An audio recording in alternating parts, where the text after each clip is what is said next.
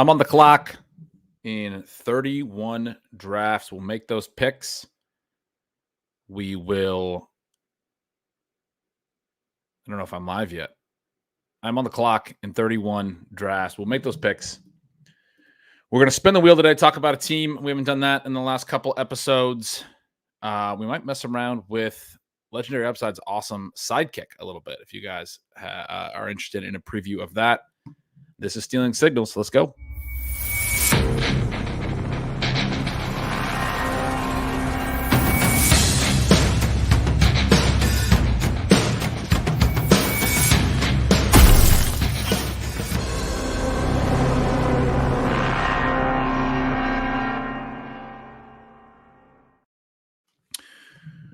Welcome in, guys. We have been doing some cardio clubs right now. Let's immediately jump in. I got about an hour on my lowest one. I was writing all morning over at the Substack. Again, bengretch.substack.com, the newsletter, a good kind of macro article this morning, something I've been meaning to write for a while, something I've been chewing on for a couple weeks, if not months. Fun one today. Decided I'm behind on all these picks. Decided I'd jump on, make all these picks with you guys. I've been playing with as I alluded to in the intro, I've been playing with the Sidekick a little bit, which is really cool from Legendary Upside.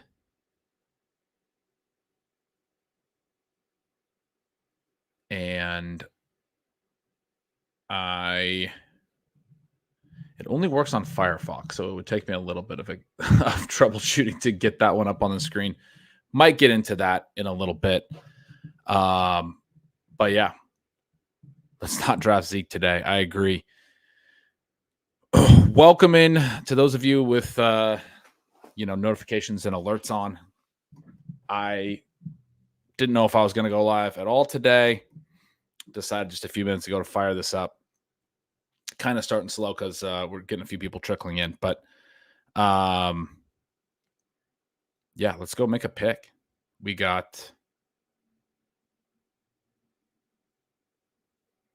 what draft is this? We got a draft where I have 50 minutes left in a BBM. Round 13. It's a Caleb Williams, Jared Goff build. I took Jonathan Taylor in the second. Jonathan Brooks and Blake Corum since. Amon-Ra was the first round pick. Hence Goff. Keenan Allen was the third wide receiver.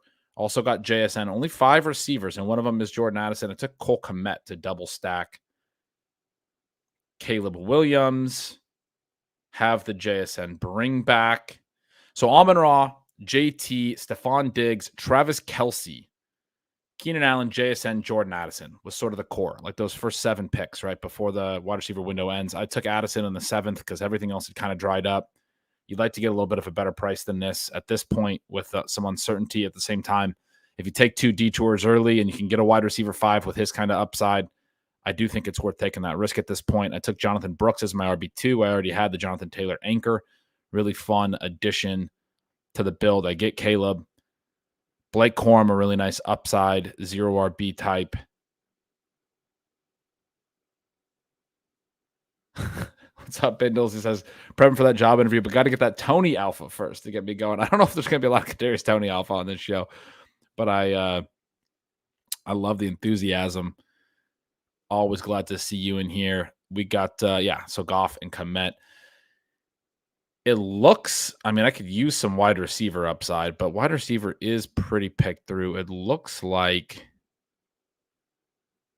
that RB4 slot with Jonathan Brooks, Blake Corum, maybe not providing a lot of early season stuff, would be a spot I'd be interested in. Vidal is the top pick by ADP. I definitely like taking him. He may be a 0 early in the season as well, but I do need to add some receiver upside. He does set up the New England receivers as being a pretty viable path, which is one of the better.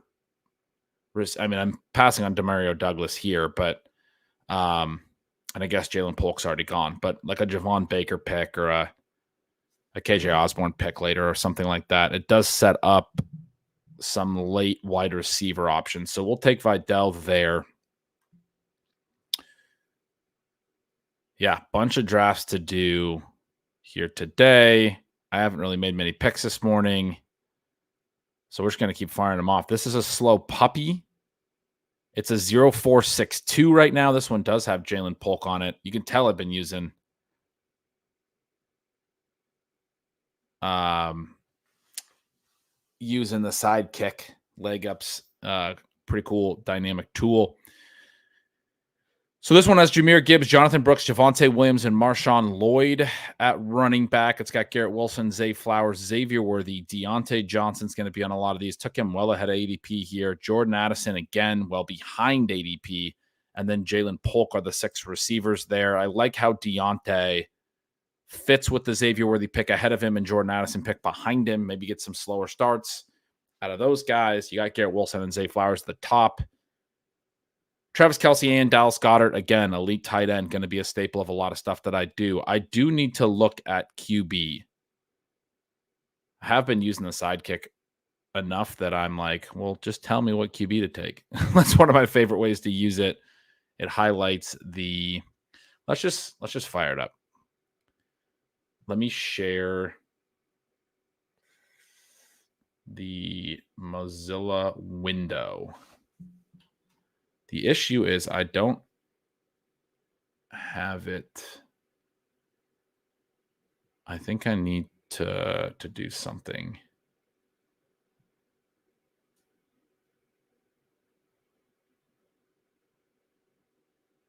Doing a little troubleshooting on the Sidekick. I think I have to go. Okay, I got to go reload extension. Boom. There it is. Sidekick in all its glory. Let's go find that draft I was just in. This slow puppy, 4 running backs, 6 receivers, 2 tight ends. Let's see what the Sidekick says. So you can see it is suggesting Demario Douglas in this one. Add another receiver or Kamani Vidal. I'm in the same spot as the last one. This is what the leg up ranking sets. If I go to ADP, the top QB is Cousins, and it does have Cousins on here, but I don't have anything with Cousins. So the teammate, the wide week 17 stuff would highlight. The next QB it's going to suggest is Bryce Young way down here because I have Jonathan Brooks and Deontay Johnson on this team. So I like to look at who's getting the boost at the quarterback position. Oh, yeah, the leg up ranks like Drake May as well. So these are some paths I can do that have some stack. I mean, just a little notes of like, oh, here's who's stacked on this team that I don't have to dig through now and think about, okay, well, Zay Flowers' quarterback is gone. Xavier Worthy's quarterback is gone. Travis Kelce's quarterback is gone. I mean, even Aaron Rodgers is gone. He went at 1307. So I think with the Garrett Wilson team, I probably had Rodgers in the queue, frankly. I'm trying to think if I don't think there's really anyone else, though, that I was planning for. This is just a team where I've pushed QB and I don't really have any great plans for it either. Without any Atlanta players, it is tough to take Cousins, but he's the ADP value. I'm trying to think if like just playing him through Rondale Moore. Darnell Mooney's sitting right there too. If Mooney came through to 1403, so the guy at 1311 has London, is certainly going to take Cousins if I did Mooney first and tried to get Cousins through. Oh, he already has Caleb Williams and Tua. Maybe he wouldn't take. Maybe I take Mooney here, which the ADP thing actually suggests as the top pick. I don't mind Mooney. I think they're going to – I've talked about the concentration of routes in Atlanta. You get a little ADP value on him, add him as a QB – or excuse me, a wide receiver 7. It does make Cousins – I'm really hoping Cousins comes through. This guy might take a third QB, but he only has 2 running backs. Caleb and Tua, I'm gonna gamble and see if Cousins can slide through these couple picks here. Both guys on the turn have 2 quarterbacks, and if so, then I'll take Cousins on the other side. All right. Let's look at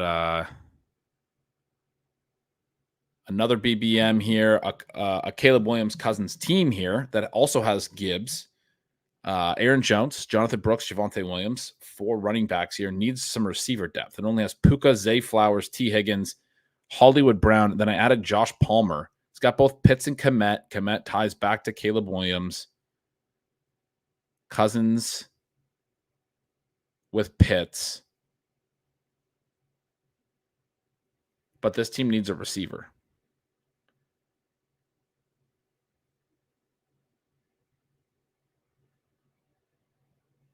What's Leg Up telling me? They like Troy Franklin here, ADP, Adam Thielen, and Quentin Johnson, who I'm not taking a lot of.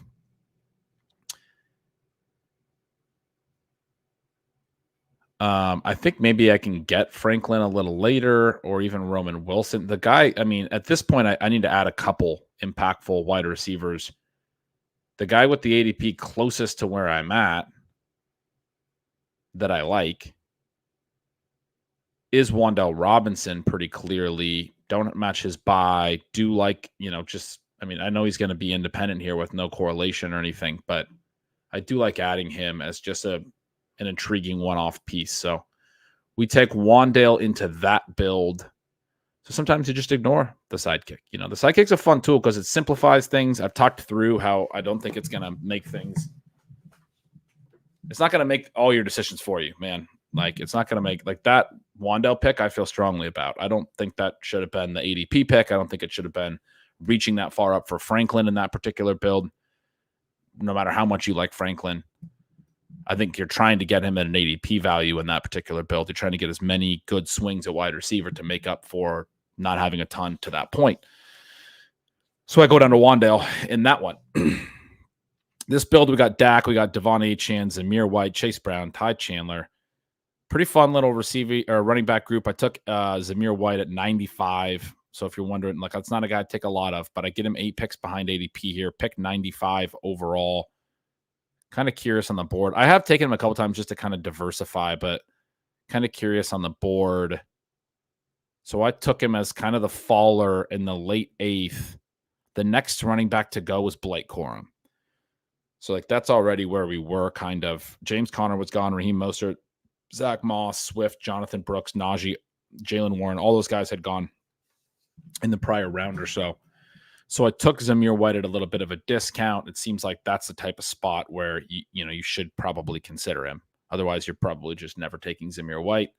And I'm not taking a ton of him. He's not really a profile that I love. It's kind of the point that I'm driving home here.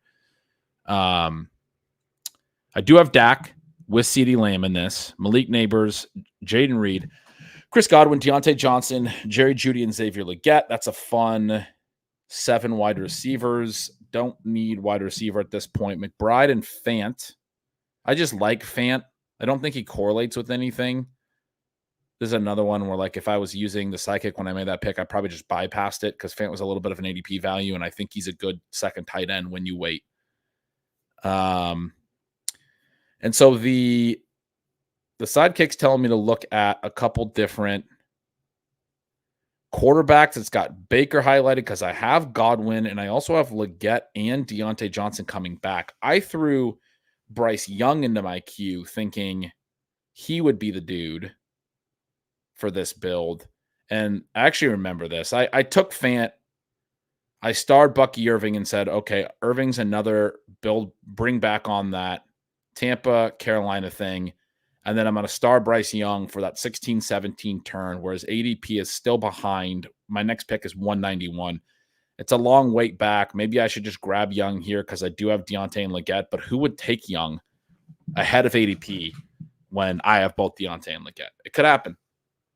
But the idea here was to take Bucky and just hope that this all navigates the way that I expect it to, where I could then draft Bryce to finish that double stack with Carolina that has the 2 Tampa bringbacks.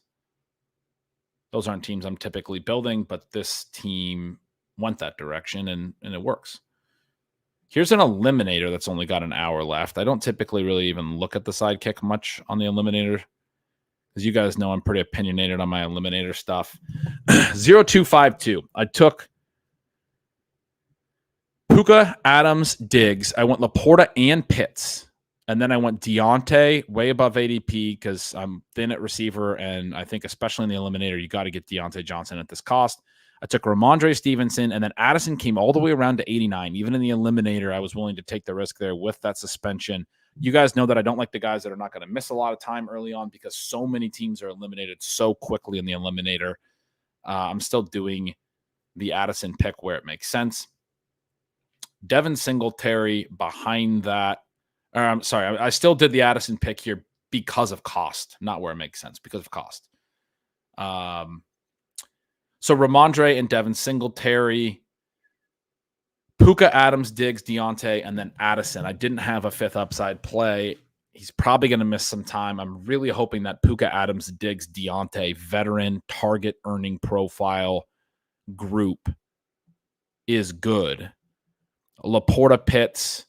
I'm going to be very buy cognizant with these as well. That's why I kind of closed this Sidekick down. It's like, it's telling me Gus Edwards. I'm not going to take Gus Edwards. Well, that's the ADP ranking set. If I go to leg up, they're going to tell me Javonte, but that's a buy overlap with Ramondre. Although that's a late buy. I don't mind overlapping the week 14 stuff as much. Because as I've talked about, if you make it to week 14, you already, make $100. And I do think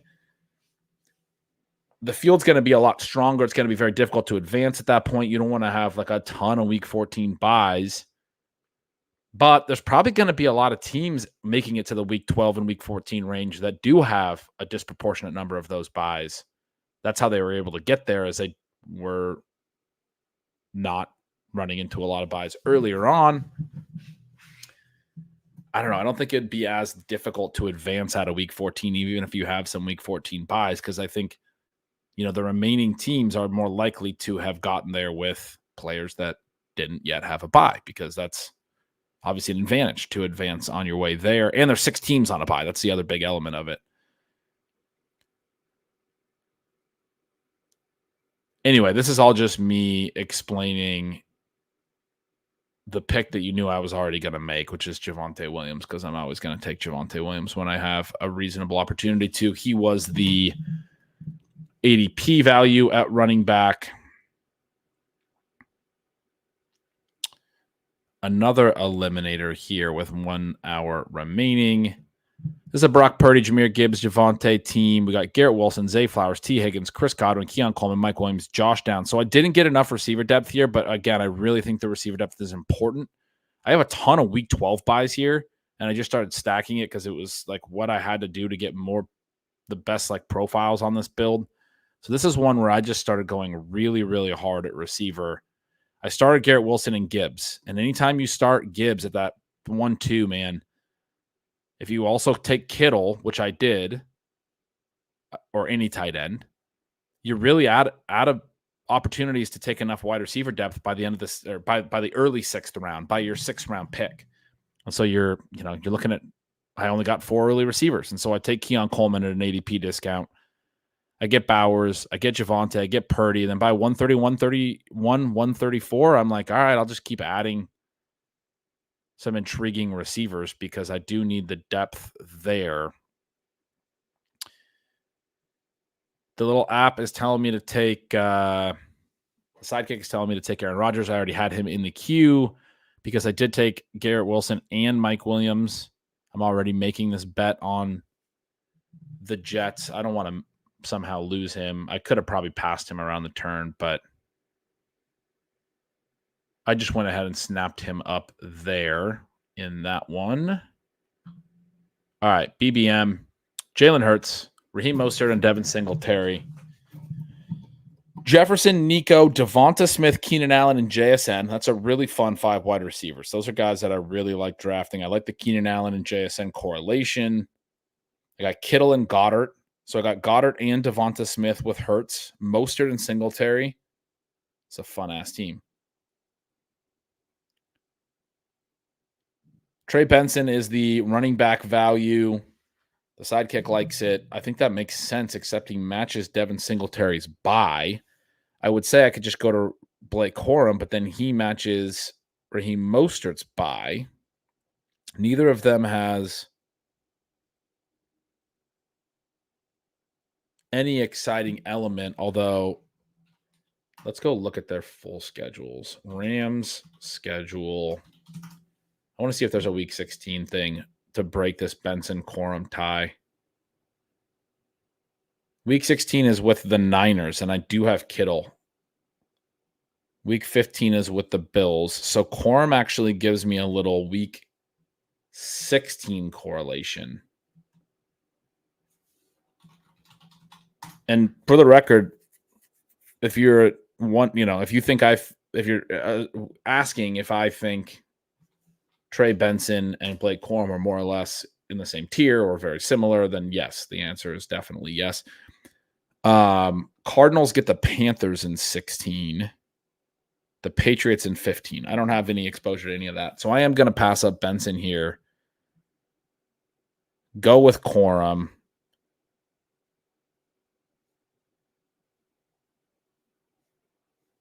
This was a BBM, right? Yeah, this was a BBM. Just making sure it wasn't an eliminator. I'm sitting there stacking week 6 buys. I probably would have done the later buy if it was an eliminator or even gone a different direction like Charbonnet, like this Sidekick is talking about a little bit. Oh, it's also saying I could take Purdy with Kittle.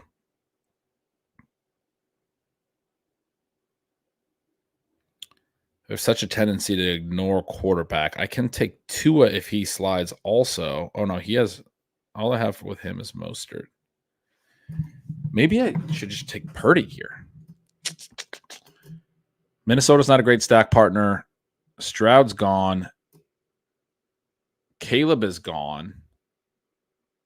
Caleb would have been a nice pick for this build because I do have Keenan with JSN coming back. I could take Geno, but I don't really actually have another stack partner. And Purdy's this big ADP value. So, I mean, it's a little bit of a lot. I mean, it's kind of a lot of QB capital to be taking Purdy in round 11, even at a 16-point discount when you already have Hurts. But yeah, absolute sauce is saying that since you have Hurts, I tend to push QB. But I am going to take him there. I took Purdy there just to because I didn't like the other stack options that I had set up. I could have done some backstack stuff, but I don't know that the Benson or Corum profile is irreplaceable later. And I think probably the Purdy thing with Kittle is a little bit more difficult to replace later. So I went ahead and took that. This was either a puppy or BBM. I can't remember, but it wasn't an eliminator, I noticed. Trevor Lawrence, Achane, Swift, Corum. Trying to get more Corum. Since talking with Leone on the projections pods, I mean, it just really drove home to me that the people are concerned about Kyren Williams. I'm not like, I'm still taking a decent amount of Kyren, but I think the Rams backfield is very valuable, and I don't think a third running back is going to factor in. It's going to be these two guys, and if Kyren's not, like a 1-2 round pick or a second round pick solidly, then Corum's undervalued. Because then you're saying that Corum actually has some legit standalone and clearly has contingent upside. Last year when Kyren got hurt, they went to straight free agents. And I feel very strongly that Corum, we talked about this, me and Leone, we both felt strongly that Corum would be one of the biggest, clearest, starting workhorse type handcuffs that's out there right now. The way he framed it very intelligently was, if any starter were to be out, who gets the, which backup rises the most. And it's like, if Kyren got hurt today and was out for the year, Corum, we kind of decided Corum would basically go where Kyren's going. Like, no one thinks Kyren is so good that he's the one elevating his ADP. I mean, Corum would jump, probably just replace him at the 3-4 turn. To definitely jump a lot because the rest of that backfield depth chart is not strong. I mean, I'm sure they would bring someone in or whatever, but anyway, trying to get a little more Corum. Jamar Chase, Stephon Diggs, Christian Kirk, Deontay Johnson, Keon Coleman, and Cortland Sutton in this one. So I have Kirk with Lawrence. I got Trey McBride as the only tight end. Pat Freiermuth's a little bit of an ADP faller. I've always liked the Freiermuth profile and the player, but I did the Steelers projection and came out like, I don't see the ceiling cases for Arthur Smith offenses. I just don't. I don't know what. I don't want to buy into that. Pretty bluntly.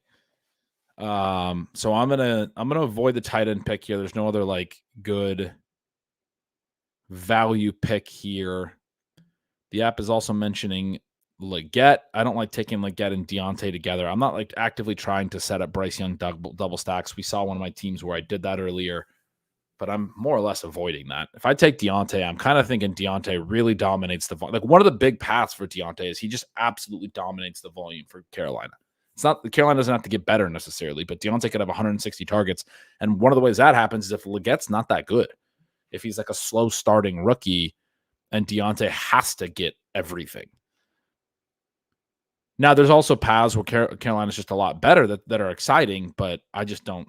It's not a situation where I'm actually boosting Leggett because I have Deontay. In fact, it's the opposite. I would be knocking Leggett when I have Deontay. The bet I've made on Deontay does not require Leggett to be good, and I think it's better if Leggett isn't great. But if Leggett is good, you can start to make the case that Carolina's whole offense is a little bit better than expected.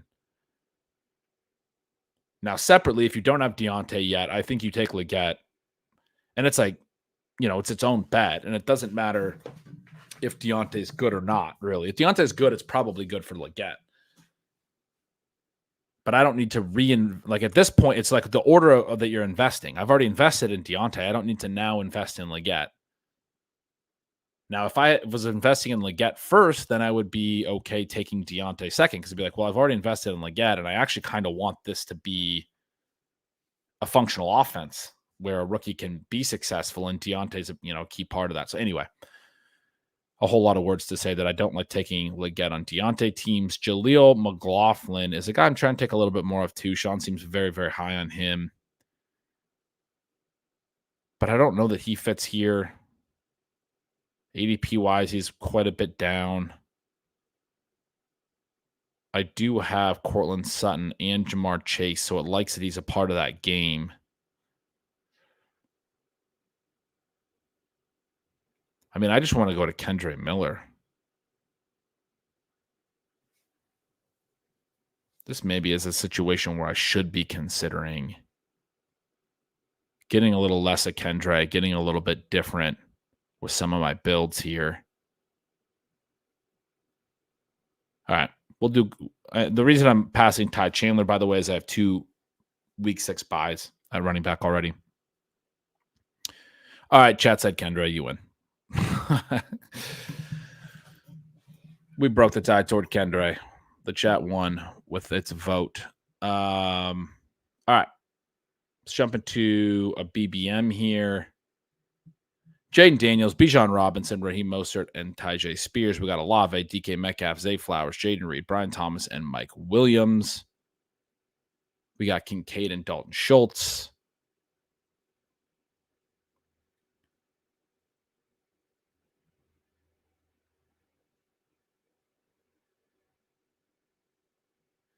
Sidekick is liking Aaron Rodgers up ahead of ADP as my second QB because I took Mike Williams and I have Kincaid as a bring back.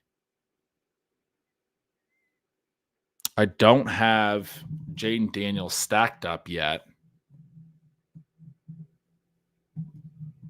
So I don't have a stack yet. I'm probably going to try to back stack him later. I could still go after like a Derek Carr with Olave. But I guess a Geno with Metcalf as well. But I don't have a lot of stack options.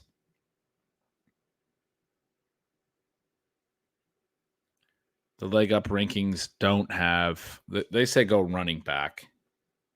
I think that's probably right. But because I have such a habit of just forgetting about quarterback essentially, and because that game's already stacked up, I am going to take a Rodgers share here. I mean, if you go to, I think Garrett Wilson's going to be good. If I'm taking Mike Williams, I kind of think this, again, is going to be a functional offense. The second piece is solid, then I didn't have to make that bet, but I don't know where else I would have went. Maybe Geno.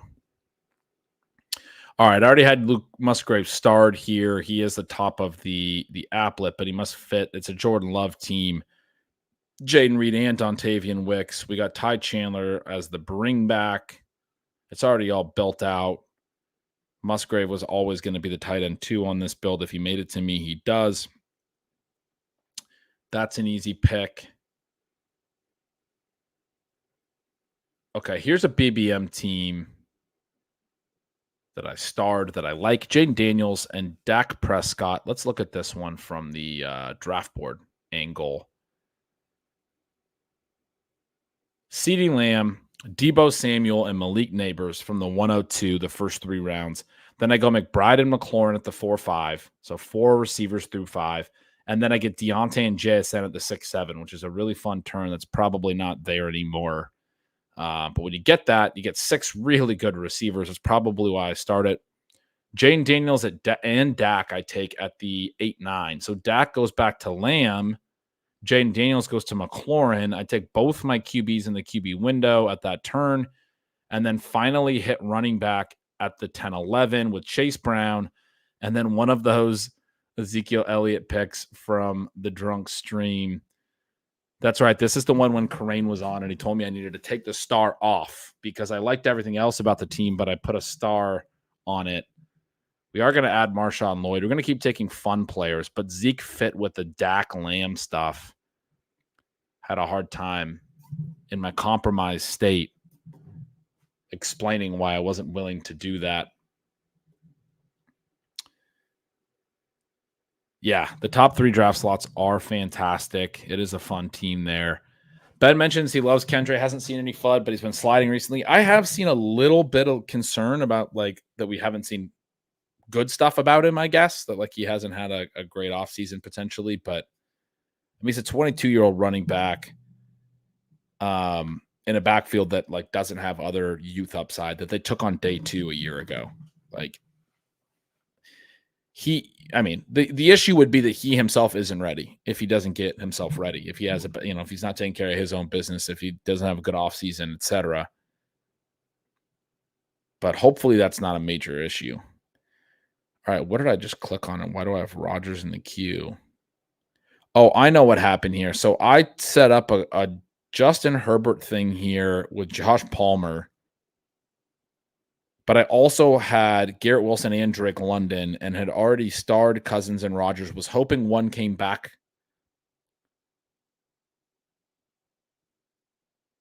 Or no, I went Herbert, and then I pulled Cousins way up. And I was like, you know what? I'll just leave Rodgers in the queue. So if he comes back, I should have tried to just get them both through. Or maybe I didn't pull Cousins way up. No, I did. I pulled Cousins way up by ADP because I didn't want to miss both those guys, I guess. This team is weird. Again, from the back picks, you don't have a lot of picks to fill your receivers. So I went Garrett Wilson, Drake London. I took Kyron late 3, Tank. I took Kyle Pitts in the late 5th, which I think is a pick I was going to want to make. Pulled Deontay up to the early 6th. I get 4 good receivers, but I don't have a shot at one in the late 5th or late 7th. I almost get DeAndre Hopkins to slide all the way to 83, 1 pick away.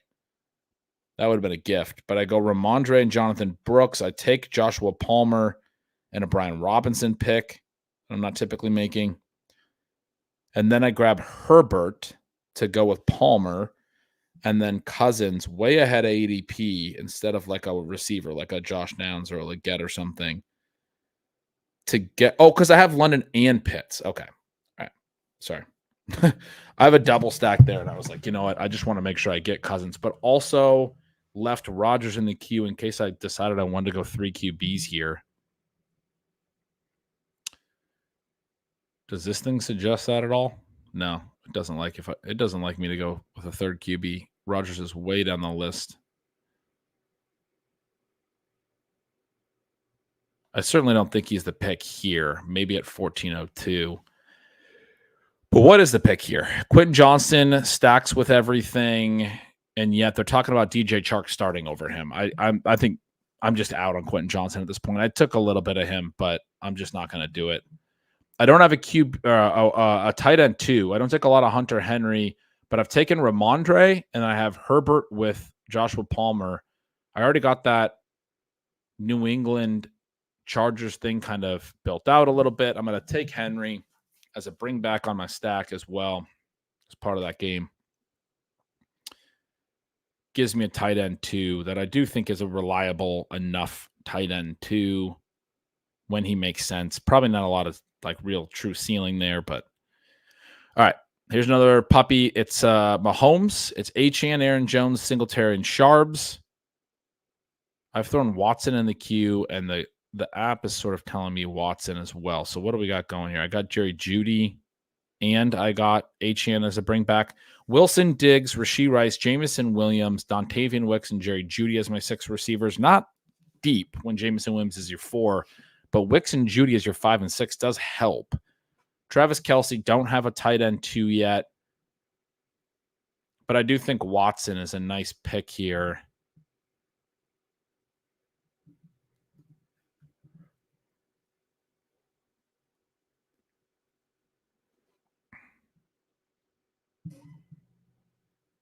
I'll take QJ now in the 180s, and only if I have Herbert. I'd rather have Cornelius Johnson and Brendan Rice in the 20th for a shot than QJ at this point. So the crowd is not in on QJ either, understandably so. All right, let's go spin the wheel. We only have a few people in the chat hanging out today, a result of me doing this very late. So you guys get to do the remember some guys with me. Let's pull this up.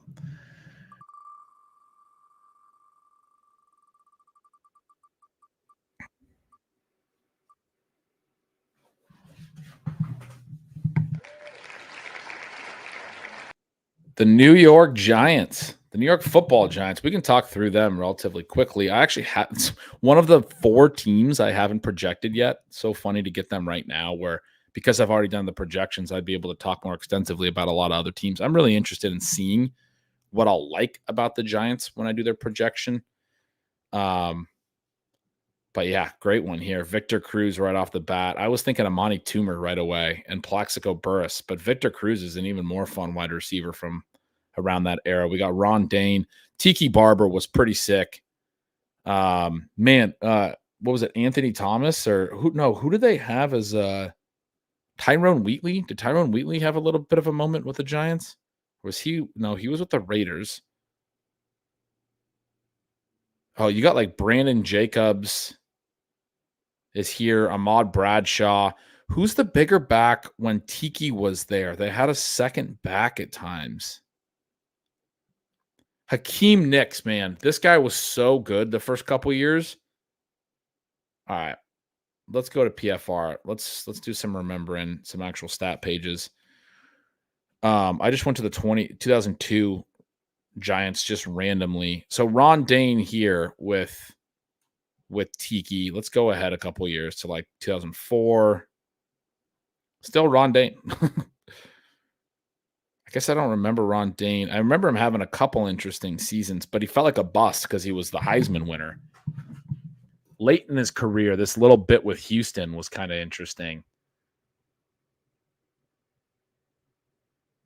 Kurt Warner was with these guys during the early Eli years. I forgot about that. He was starting over Eli. I guess it just went from Ron Dane to Brandon Jacobs. Okay. Derek Ward is a fun name. Jeremy Shockey's on here. Oh, we got Kurt Warner there in the chat. You guys nailed it. They were calling Dane and Tiki Thunder and Lightning. Okay. Mario Manningham, David Tyree. We got some. Yeah. Tiki was incredible after overcoming those early. Oh, yeah. The other Steve Smith. But yeah, Tiki was great after overcoming the early fumble issues. One of these guys that reminds you, I mean, it's different back then, but like age and peak is like, you know, it's a spectrum, right? Like this guy, go look at his yards from scrimmage range over here. Doesn't hit 1,000 yards from scrimmage till his age 25 season. Doesn't hit 1,200 rushing yards till his age 27 season. And then At age 29 and age 30, he has 2,000 yards seasons that he leads the NFL in both. 400 touch season in 2005, came back in 2006, his final year, and had 385 more touches and another 2,000 yard season. Finished his career with 3 straight 2,000 yard seasons at ages 29, 30, and 31. And then he just retired. He's like, you know what? Can't keep doing this. Had 374, 411, and 385 touches the last 3 years. 373 here in 2002 was age 27 season. But this stretch from 2004 to 2006, man, at this age, whew. Jared Lorenzen, the hefty lefty. Orleans Darkwa. You guys are going. The other player we got to look at before we start talking about their 2024 team is Hakeem Nicks, who went 790 and 6 as a rookie, then 1,011 in year 2 in 13 games, 1,192 and 7 in 15 games in year 3, and that was it. His peak was age 22 and 23. Had an almost 900-yard season with no TDs at age 25. Wasn't the end of the world, but was kind of a bust in fantasy 24 and 25, and then was done by 27. Was out of the league.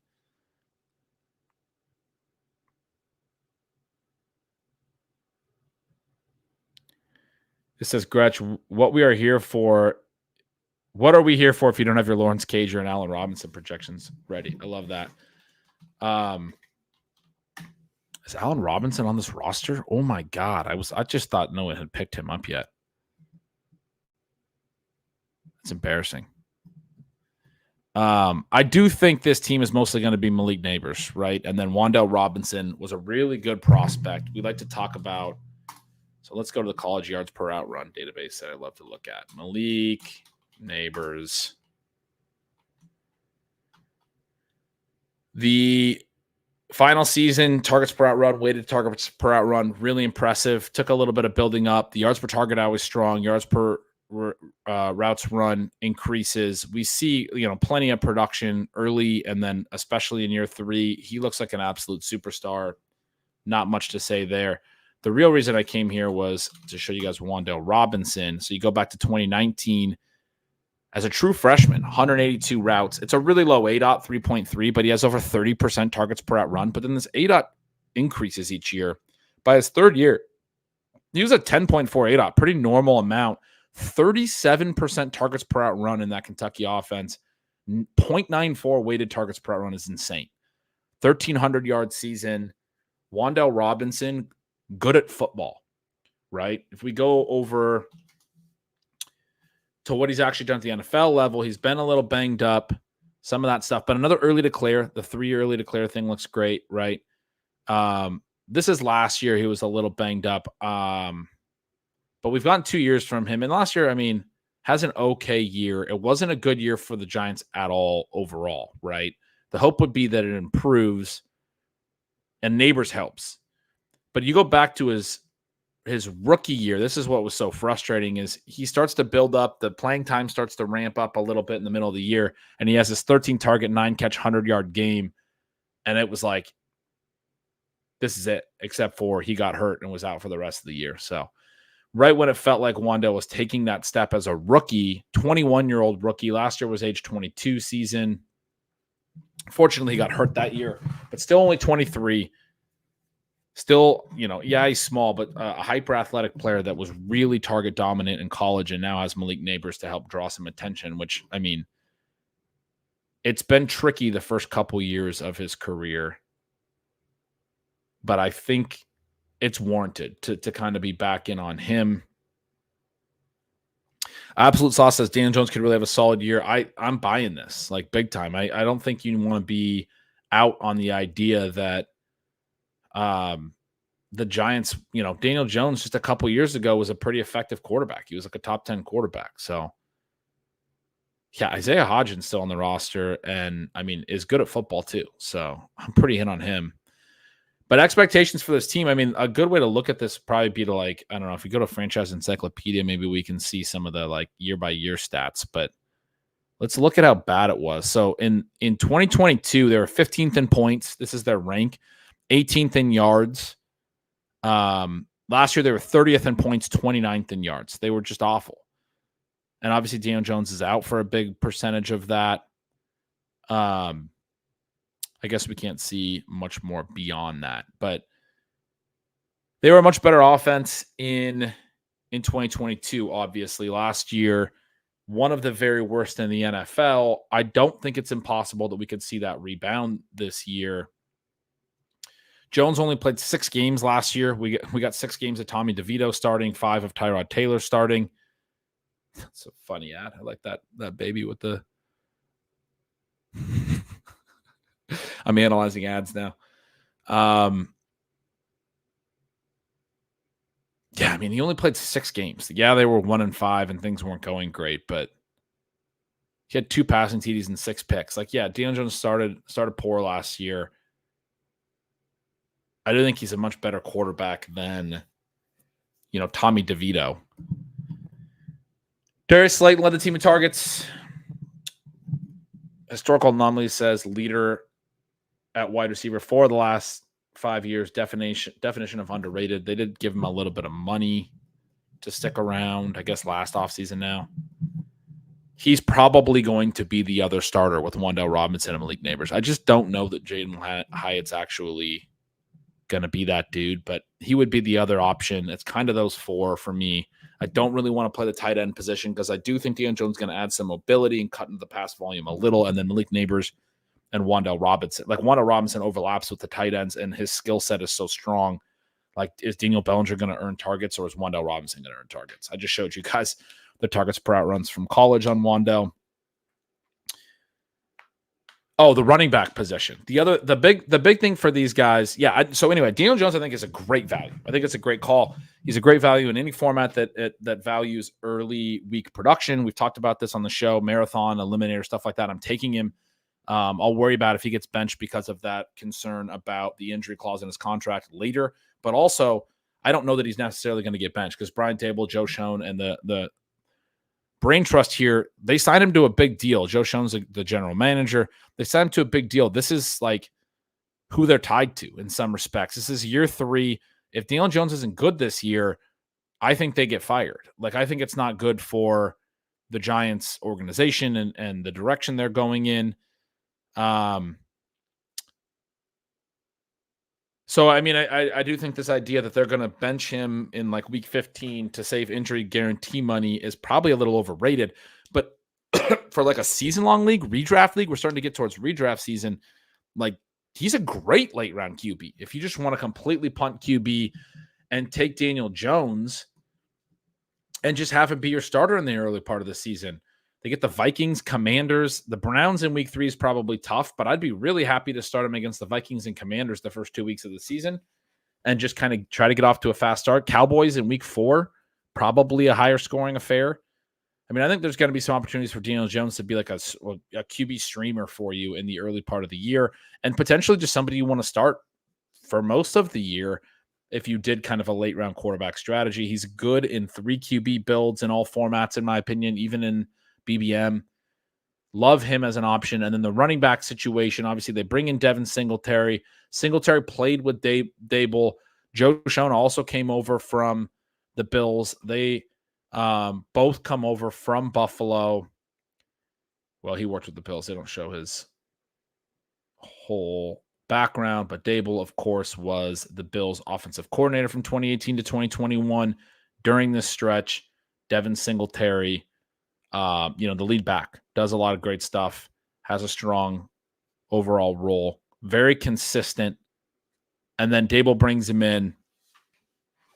I would expect that Devin Singletary is going to be playing quite a bit this year. I don't think he's going to have a huge ceiling, but I do think he's going to be out there. He's going to be solid. He's going to catch some passes. One of the fun Devin Singletary stats is all 4 years in Buffalo, he averaged exactly 2.4 yards per reception every single season. 2.4 receptions per game, about 2.5 catches per game. So it's a solid number. He played different numbers of games each year, but it comes out to about 40 catches a season. I would expect him to be sort of in that range probably as well. Tyron Tracy is the intriguing rookie who's athletic and was a wide receiver in college. So his profile is super interesting. Started at Iowa. You see his rushing stats are really limited in the first few years. He only carries the ball 1 time, 6 times, 2 times, and 7 times his first 4 years. And in that stretch, he has a 36 catch season. He's a receiver. Then he transfers to Purdue. First year in Purdue, 17 carries, 28 catches. And then last year, 113 carries. I mean, he's actually the running back, and he's very efficient as a runner. He's older at this point, but has a good season, good yards per carry, runs for 8 touchdowns. I think probably brings something to the equation. Looks likely to be their kick returner as well. Did some kick returning at Purdue last year. And so I think that helps him make the team. And the receiving side of it is something that, makes him, I think, an intriguing late round, like 0 RB target as well. And you guys have seen me take a lot of him because like Singletary is probably more like a committee back. And there's not Eric Gray isn't it. Eric Gray.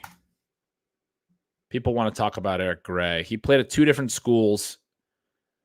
Big rushing numbers at Oklahoma as a senior after he transferred and didn't do much. His junior season at Oklahoma was okay first couple years at Tennessee, but these like yards per carry in college, like right around 5, the first 3 years aren't great. He finally has a good year, kind of his last year. Did catch a lot of balls throughout college, but the bigger issue is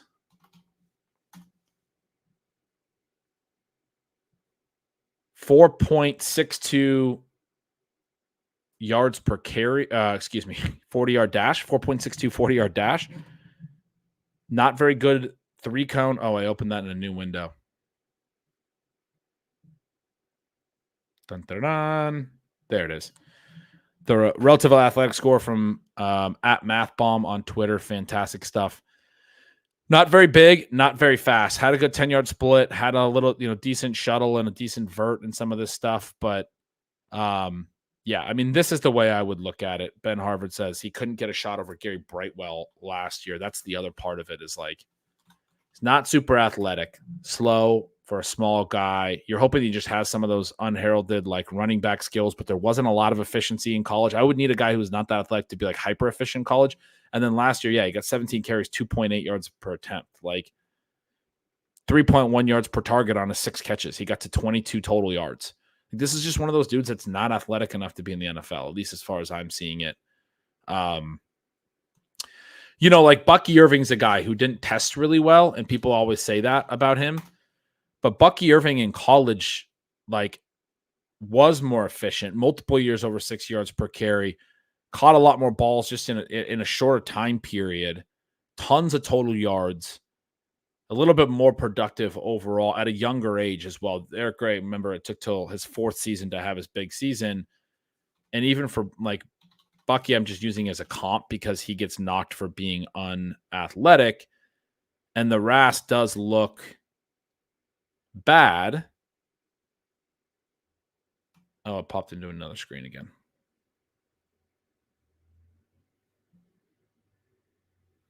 Let me share this. Let me share one more time. Bucky's is really bad. It's like a 2.2. But the 40 is a little bit better. The 20-yard split, the 10-yard split is all actually okay. And most of this is just that he's really small as well. He's got really small size grade. Most of the reason that his RAS gets so low.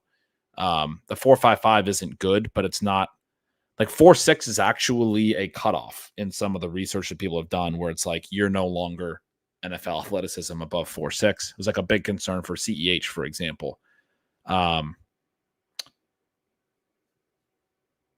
this is interesting. I didn't even know about this. Bucky's PFF GAS game athletic score has Bucky much more middle of the pack than RAS, according to Ben in the chat here. And that makes perfect sense to me, frankly.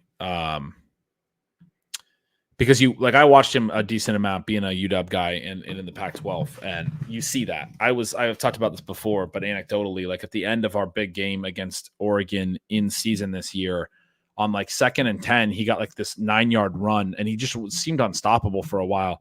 And then the next play, they ran it to their other back, and we were like pumped in the crowd. They didn't give it to Bucky Irving. Like, we're talking in the crowd about like, just please don't give the ball to Bucky Irving. Like, the other opponent, I'm a rival of this team. And then they threw it on 4th and 1. They did a play action, threw it. The guy dropped the pass, and we're like, can't believe they didn't give to Bucky Irving on either 3rd or 4th down when he just gained 9 yards on 2nd and 10. I mean, that's literally like, it felt like part of the reason we won was the Ducks outsmarted themselves and didn't give the ball to Bucky Irving. Like, that's how dynamic he looks on the field when you're watching him for the rest of that game. I'm kind of curious, actually. There's Washington. If I go to schedule, kind of curious what numbers he had in that game. I'm just going to go to that. We won 36-33. He had a 12-yard run early on. 22 carries, 127 yards, and a TD. Caught 6 passes for 34 more. So it wasn't like hyper efficient, but I mean, even Jordan James looks as good on paper. But Jordan James is the guy they gave it to. I don't know if this has play-by-play. It doesn't. But he's the guy they gave it to on 3rd down, and we were like, at least they didn't give it to Bucky. Like that. We were all pumped. Anyway, I think Bucky, I don't know why I just got into a Bucky Irving tangent, but Eric Gray, different type of scale. Looks a little bit weaker than Bucky even still in the testing, and doesn't have the production. I think the production is the part that I was trying to emphasize. So anyway, kind of in on the Giants as a little surprise sleeper team. I think you can take your Darius Slayton if you're into him. Kind of working back. We got the David Tyree stuff. But yeah, agree that Daniel Jones could have a solid year. I get the same look on my face as that baby when I think about the 2023 Giants. I love that. That's a great take. Ben says all the games Daniel Jones started last year were without his all-pro left tackle, which is another great one. Great note. Ultimate value QB. I really do think he is kind of the ultimate value QB. Him or Bo Nix, who I'm just like absurdly. I'm probably like, Bo Nix is not actually going to score a ton, but he's got a little bit of mobility, and I think he's going to be a nice fit for the Denver offense, and like actually surprised a little bit with his ability to score a little in fantasy, but I'm probably massively overstating that.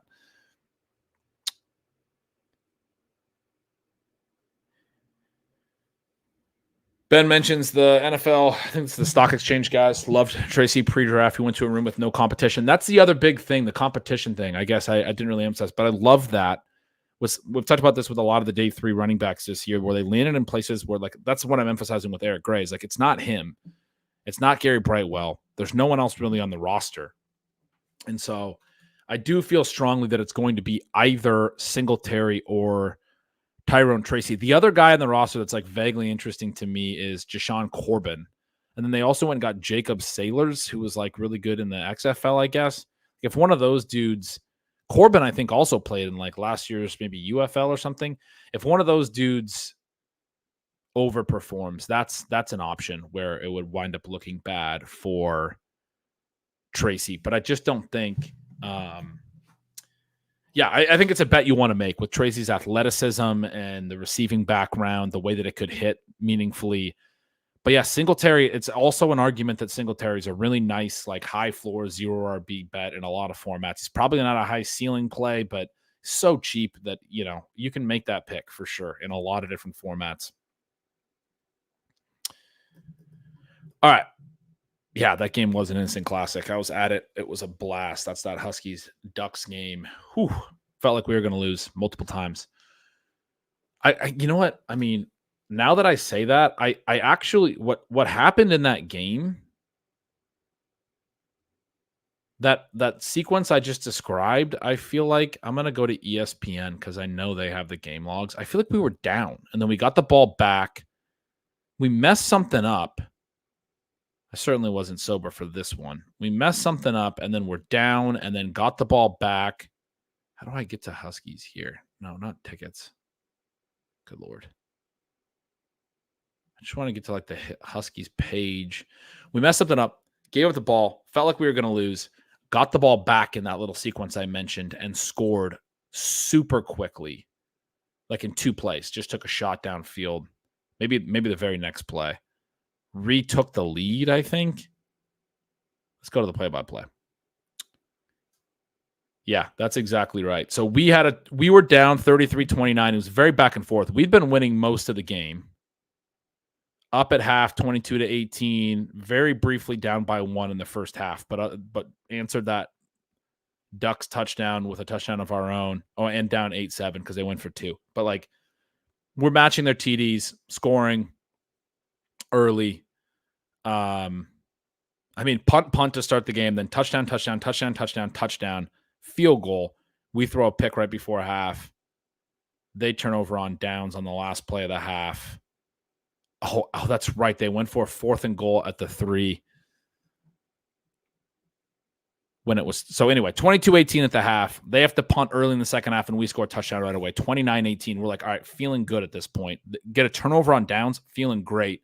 But we punted, they scored, they cut it to 3. Then you're like, okay, late in the third, they've now cut it to 3. This isn't great. We had to punt again right after that, 2 quick 3-and-outs, and they score again and take the lead. And you're like, okay, we're not doing great. We drive downfield, get to the 1-yard line, 2nd and goal here at the 1, 3rd and goal at the 2, 4th and goal at the 1, down 33-29, turn the ball over on downs with 6 minutes left in the 4th. And then you're like, okay, well, we lost because they're just scoring at will. They move the ball out from their own end zone, get to around midfield. Here's what I was talking about. 2nd and 10, Bucky gets an 8-yard run, and they give it to Jordan James for a loss, and then they threw. And this should have been caught. And we had already used a couple timeouts, and it was just thrown a little short of Tez Johnson, and he kind of was leaning back, and he just lets it bounce off his hands. If they convert that, I'm pretty sure they can just run the game out and win. And then, yeah, we got the ball back. Pass complete to Jalen Polk for 35 yards. Pass complete to Roma Dunze for 18 and a TD. We'd been kind of dicking around the last 3 drives, and then a quick touchdown to retake the lead. And then they drive all the way downfield and miss a 43-yarder, very makeable kick as time expires to force OT. I mean, definitely felt like you got away with one as a Husky fan in that one. But that was super fun. That was not the Rome 4th down conversion. That was against Washington State, our other rival. They did an end around to Roma Dunze. All right. We got to make some picks. Oh, you know what? We're going to go back to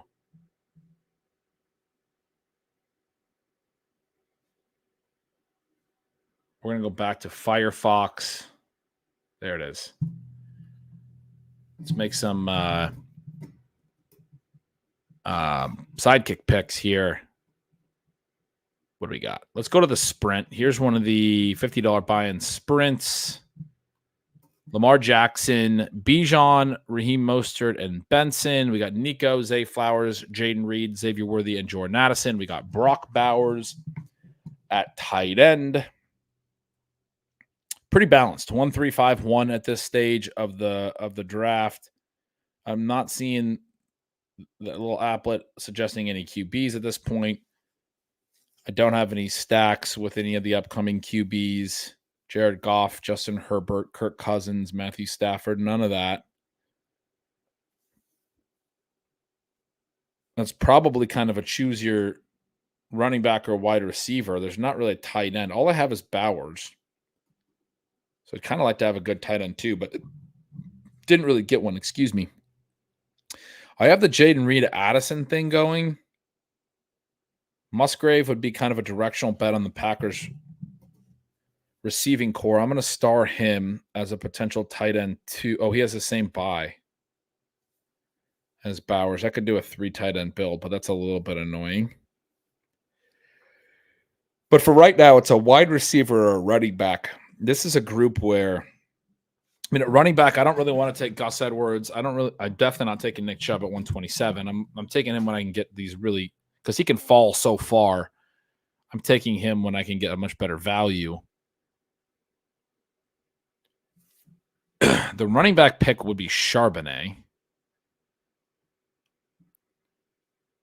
The receiver pick could be just, I mean, a lot of stuff. I wonder what Leg Up is saying. They're saying 80 Mitchell. I mean, I don't mind 80 Mitchell, but I don't like love him enough that I already have 2 week 14 buys in the build. You know, he does kind of provide a specific type of rookie upside that I probably can't get with these other picks. So I'll just stack the buys. This is that team where I took Zeke and I took Marshawn Lloyd last time around, and I'm back up again. I've really liked this build. This is the one that had the star and the notes from earlier. Jaden Daniels, Dak Prescott. When I took the 2 QBs in the QB window, I had taken 6 receivers in the first 7 rounds, and then I took Chase Brown, Zeke, and Marshawn Lloyd. I just took the Lloyd pick a few moments ago on backup. Kendre Miller's the other running back that I can easily add here. The only other real pick is Cole Kmet as an option to close out tight end. I'm going to do Kendre here. It's just a bigger bet on Trey McBride on that team, but I got to be more willing to do that than I have been. Take the big bets on Trey McBride because I think he could have a monster year. All right, BBM. I got a meeting coming up here and a lot of picks to make, so let's start trying to fire through these. We got CJ Stroud, Javonte and Devin Singletary, Puka, Nico, Flowers, Keenan, JSN, and Addison. So we got a Houston, Baltimore, and a Chicago, Seattle. Stroud is the QB. Laporta is here. The app likes Charbonnet or Judy as a wide receiver 7 is a nice, I mean, he's fallen and he's, I think, a unique pick in this range with like he belongs inside the wide receiver window. And now you get him way behind ADP. Charbonnet is nice because you have both Keenan and JSN. Could be setting up a Geno, Charbonnet, JSN with Keenan bring back Seattle, Chicago thing.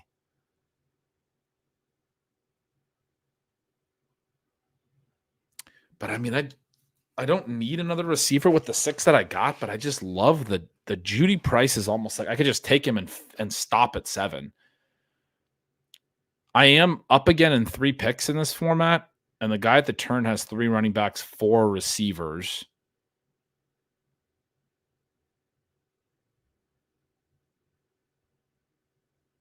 I'm going to take Judy. Because if I don't get Charbonnet, I can also take Marshawn Lloyd or Rico Dowdle or something. I didn't need to take a 7 receiver there. It's probably a good spot to take running back, frankly, but I just thought Judy was a unique value and opportunity to build a really strong receiving core. I'm never afraid to just keep building strength. I do have Addison on this team. You can already imagine a scenario where he misses a significant amount of time due to suspension. You can imagine scenarios like, you know, maybe Keenan Allen gets banged up. That's part of why his ADP is probably a little lower. People are afraid of age, injury-related stuff.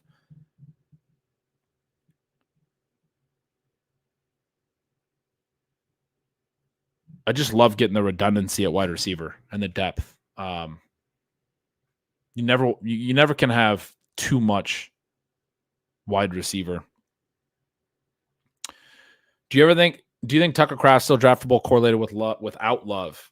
Oh, correlated without Love? So like if you have a Minnesota guy?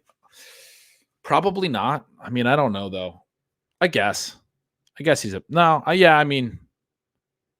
draftable, yes. Sorry. He's definitely draftable. Do I like him as a preferred? Because there's just not a lot of good late round tight ends, and he's one of the very few. But do I like him as like a preferred way to play it, or would I structure a plan for that? Probably not. But yeah, no, I mean, I think if you're like correlated and need another tight end late, he's definitely draftable. I was thinking that as like a target. Wouldn't be like a target for me. All right, this is 0551 right now, which is odd. I have Stafford in the queue. I also have Geno Smith in the queue. I don't have any quarterbacks at all. Because I have JSN and Keenan. I only have the 5 wide receivers. So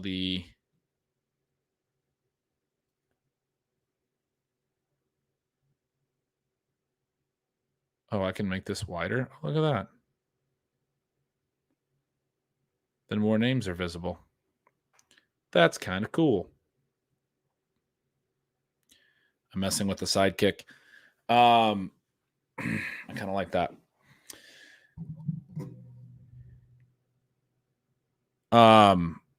Komet is showing up here, and he fits with the Chicago-Seattle stuff.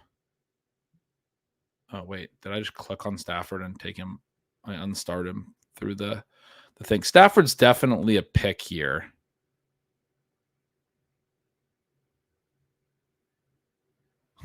I'm trying to get this as tight as I can so I can see ADP. I guess I could just put this over here.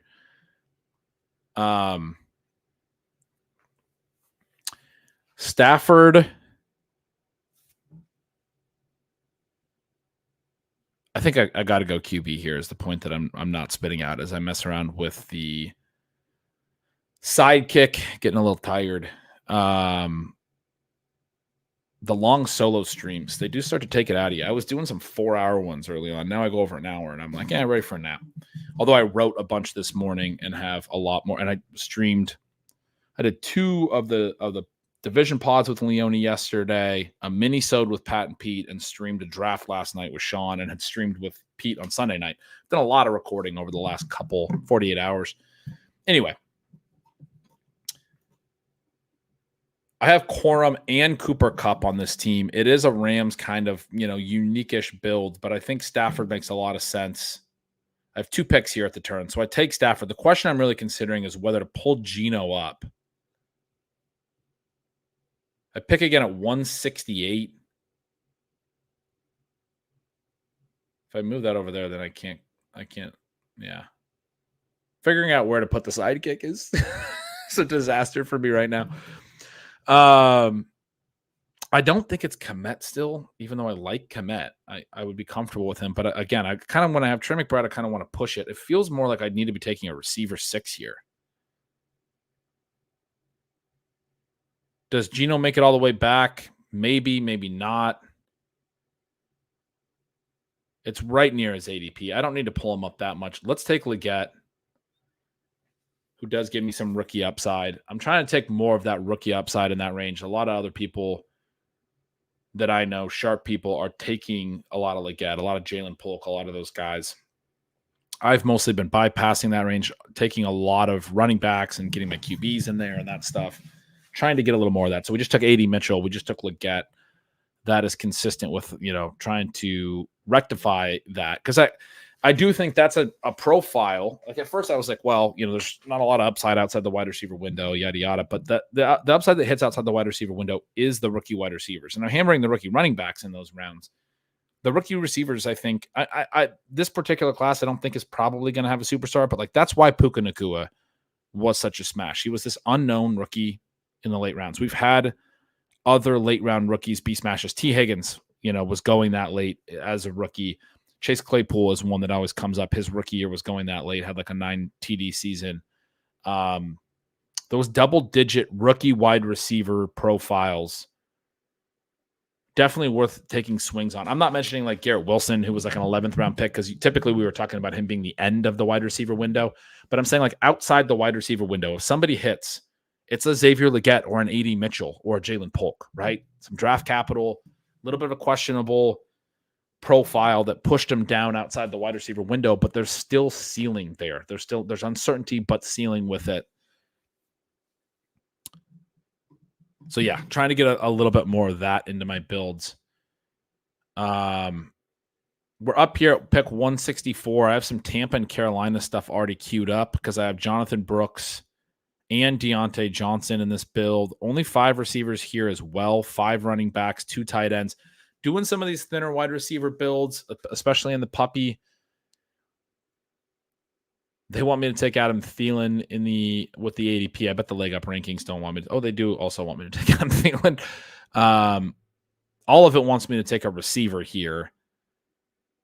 But, in keeping with the Wandale theme, he's there. So we're going to go take Wan'Dale Robinson. Ooh, the little note here says, feels faster than ever. Love to hear that. Wan'Dale Robinson feels faster than ever. When I get back up, I will be trying to grab Bucky and then probably Bryce Young a little later as my QB2. Good to get a receiver there. Made a lot of sense. All right. BBM 1251. Jordan Love, just Bijan and Mostert so far. Waddle, Diggs, Kirk, Hopkins, Christian Watson was the faller that I got at 79. You always love getting a receiver that late in the 7th round. Beggars can't be choosers. I'll definitely take Christian Watson there. And then I got Jordan Love a couple rounds later to stack with him. Kyle Pitts is a tight end on this team. I have Christian Kirk and DeAndre Hopkins as a bring back. So the draft room is mentioning Trevor Lawrence here. I also have both Bijan and Pitt, so I had added Kirk Cousins myself. Dontavian Wicks is also in. I mean, it's got to be Wicks. Maybe Lawrence will come back. Maybe he won't. But I took Love, and I only have 5 receivers, and also I know Ball. So we're going to go a Watson-Wicks double stack. Hopefully Lawrence comes back, but we go Wicks there. Slow puppy, 1-4-5-1. We got Kyler. We got Raheem Mostert, Javonte Williams, Singletary, and Charbonnet. We got Jefferson, London, Diggs, Xavier Worthy, Adunze. Again, only 5 receivers at this point. Trey McBride. I so often have a Chicago-Seattle thing built out. Here it's Adunze and Sharp. So Kmet is again being boosted as a potential tight end 2, but I have McBride. And again, I just want to lean on McBride in these spots, I think. I want to get the wide receiver 6, I think. Which he is a bring back on Singletary. Josh Downs is a bring back on Singletary, but I'm not going to go that direction. I'm going to take Leggett. I think Leggett's a far superior pick to Josh Downs. I think Josh Downs is really, really good, but I'm really worried about the Colts. And when they do throw, I think they're going to RPO and go to Michael Pittman at a high rate. Talked about how RPOs consolidate targets to the number 1 read. Downs very good at football. I'd love to be in on him. Loved his profile. Just hated when he landed in Indy. And I think the volume concerns were there last year. And the way that they're going to play offense this year, I think the range of outcomes and the volume concerns are, again, a major problem. As good as his profile is, I'd rather take – I think the range of outcomes in Carolina is that Dave Canales adds a lot of pass volume, and it's possible, or that's part of the range of outcomes. So anyway, liking Leggett in that spot. I just jumped back into the same draft. All right. A few more to go. I'm dragging. I'm going to do my favorite move and show you guys the chair for a minute and go get some iced coffee. I'll be right back. We got some more picks to make, and I need a little caffeine.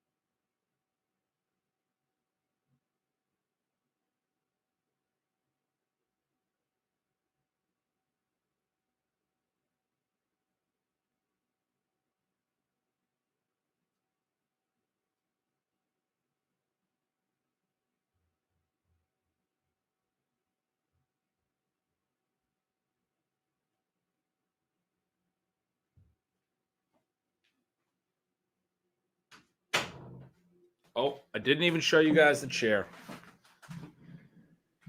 Somehow the viewers went up.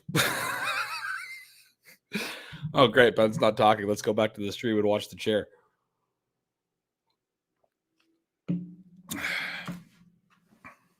People are tuned in. I'm like, man, there's not even that many people hanging out. Probably going to lose a few viewers here. Instead, it went up.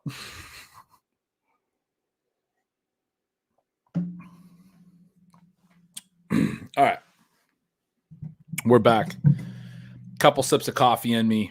Anthony Richardson. Don't take a ton of him. Got him at pick 63 in this one. A little behind ADP, and I had taken Pittman. This was a unique build for me. I decided to take Pittman over T. Higgins. I think we talked through this.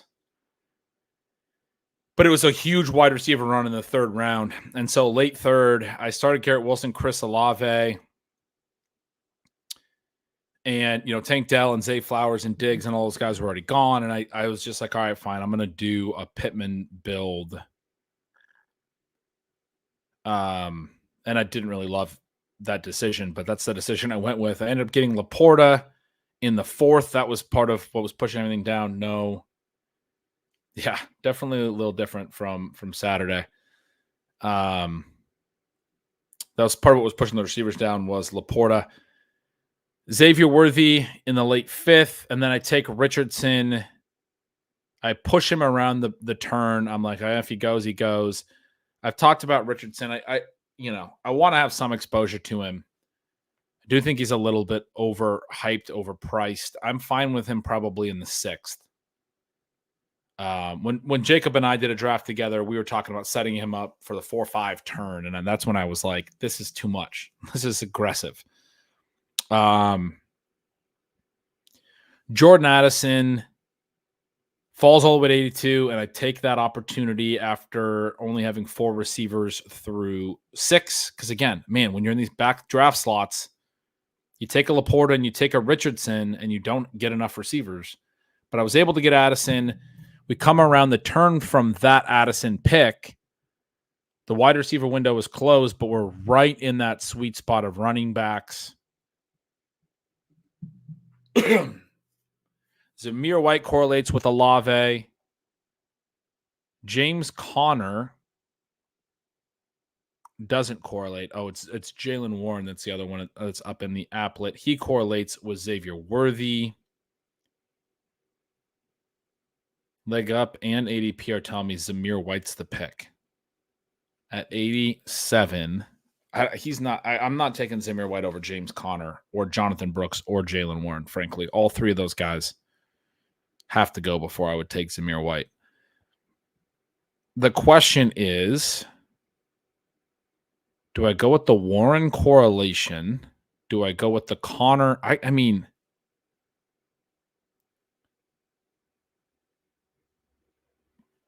I can't really build out anything with Conner. I don't have McBride or Kyron or Marvin Harrison. And then obviously, the week 17 stuff, I don't have Kupp or Puka or Kyron. It makes Conner a tough pick if I haven't done anything with Arizona or the Rams yet, unless I just want him to be like my one-off piece for the Cardinals offense. And I do think the Cardinals are going to exceed expectations this year. Brooks is always super fun to take in this range and then just figure out the Conner type pick later. Like I can take Devin Singletary later with Brooks, and it's just like, okay, or Javonte with Brooks. These guys that are going to get volume are still going to be around, but Brooks is the big ceiling swing. Jalen Warren's another just like really nice, comfy play. Probably doesn't have the volume of Conner, probably a little bit more stable injury-wise. Very efficient. And correlates with Xavier Worthy. But I don't think I'm taking Warren here.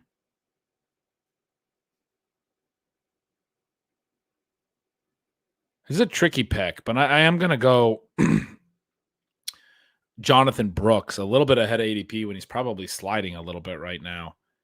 It just, I think, sets up the way that my running back room will build a little bit better, because I think the next turn I'm going to be able to get 2 guys that get volume. We'll have to test that because I might be wrong on that. I might miss out on. Well, that was a 7-8 turn. I should have access to Javonte at least. And if I had to like pull up like a Rico Dowdle, like, I mean, there's other profiles. All right. Yeah, it was a tough call because that's a running back group that I like getting exposure to, all those guys. And I really liked the start of that build, not being a big Richardson Pittman guy, but I wanted to play it like, okay, if I'm wrong on Richardson Pittman, when I make those builds in my portfolio, like I want to play it so that I have everything else around it structured well, so that if I'm wrong on Richardson and Pittman, I have some teams that can succeed because and I'm right on everything else. Like then I have that built with the stuff that I like. And so I went with Jonathan Brooks there. I like Conner and Warren too, but Brooks probably the guy that I like clicking the most there. All right, we're back over to this one that's a little bit deeper in the draft. Round 16. I have JJ McCarthy in the queue. The draft applet's telling me to draft JJ McCarthy. The only player. Oh no, Derek Carr went. So this is a team where I had actually pushed off QB until last round. And I had to make a decision between Derek Carr and Daniel Jones on who I thought would come back. Jones did have a little bit of a higher ADP. I kind of wanted Carr more because I have Olave on this team. I do also have Neighbors, but I also got Bowers and Kendre Miller to build out the Saints Raiders side of it. Jones was just stacked with Neighbors, but because his ADP is a little higher, I took him way ahead of ADP, 17 picks ahead of ADP. And Carr goes 15 picks ahead of ADP, 5 picks ahead of me. So I was still going to be able to take Carr at this pick, hopefully 10 picks ahead of ADP, but instead he went 15 picks ahead of ADP. I don't get him to fall to me. The idea was to go Jones, Carr, McCarthy, and build a late round 3 QB build. And I was doing it a round early, for rounds 15, 16, and 17, as opposed to like ADP suggests I could maybe pull it off in round 16, 17, and 18. But I moved all of it up a round early and then got dunked on. I don't have, and part of the reason I moved it up is I don't really have other late stacks. I really wanted to get Carr as the guy that I think has the best chance to play 17 games of that whole group. I don't think McCarthy's probably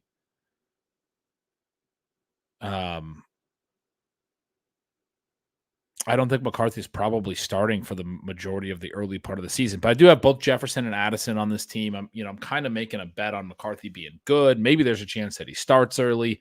I probably should just take him.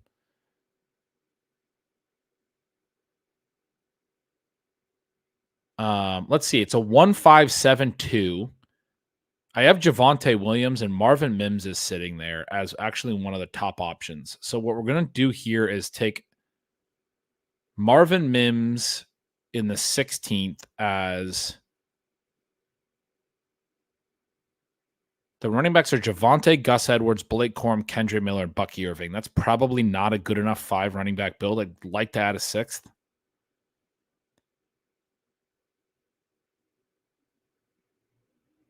Justin Jefferson, Olave, Neighbors, Reed, Worthy, Addison, Mike Williams. You could stop at 7 receivers there. I don't need to add Mims here.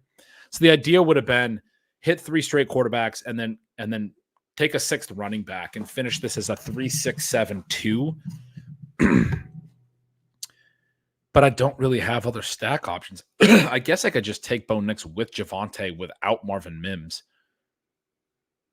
But I don't really know that any running back at this point is saving this build. I guess I could take Braylon Allen or see the applet is actually telling me to take Braylon Allen or Tyrone Tracy, who ties into my Daniel Jones bet. But I'm more concerned about, I was going to take Mims to open up Nix, but I have Javonte, so Nix is maybe already, I could play Nix through the running back receiving stuff. If I'm not going to take Mims, should I just take, maybe I shouldn't wait till the 18th, even on McCarthy. Maybe I should just stick to my original plan of 15, 16, 17 and take Nix here, who's a little ahead of, or McCarthy here, and then try to play Nix in the 17th. And then my other running back, I would love to take Tyrone Tracy here. And also, if I'm going to take Nix, I'd love to add Mims.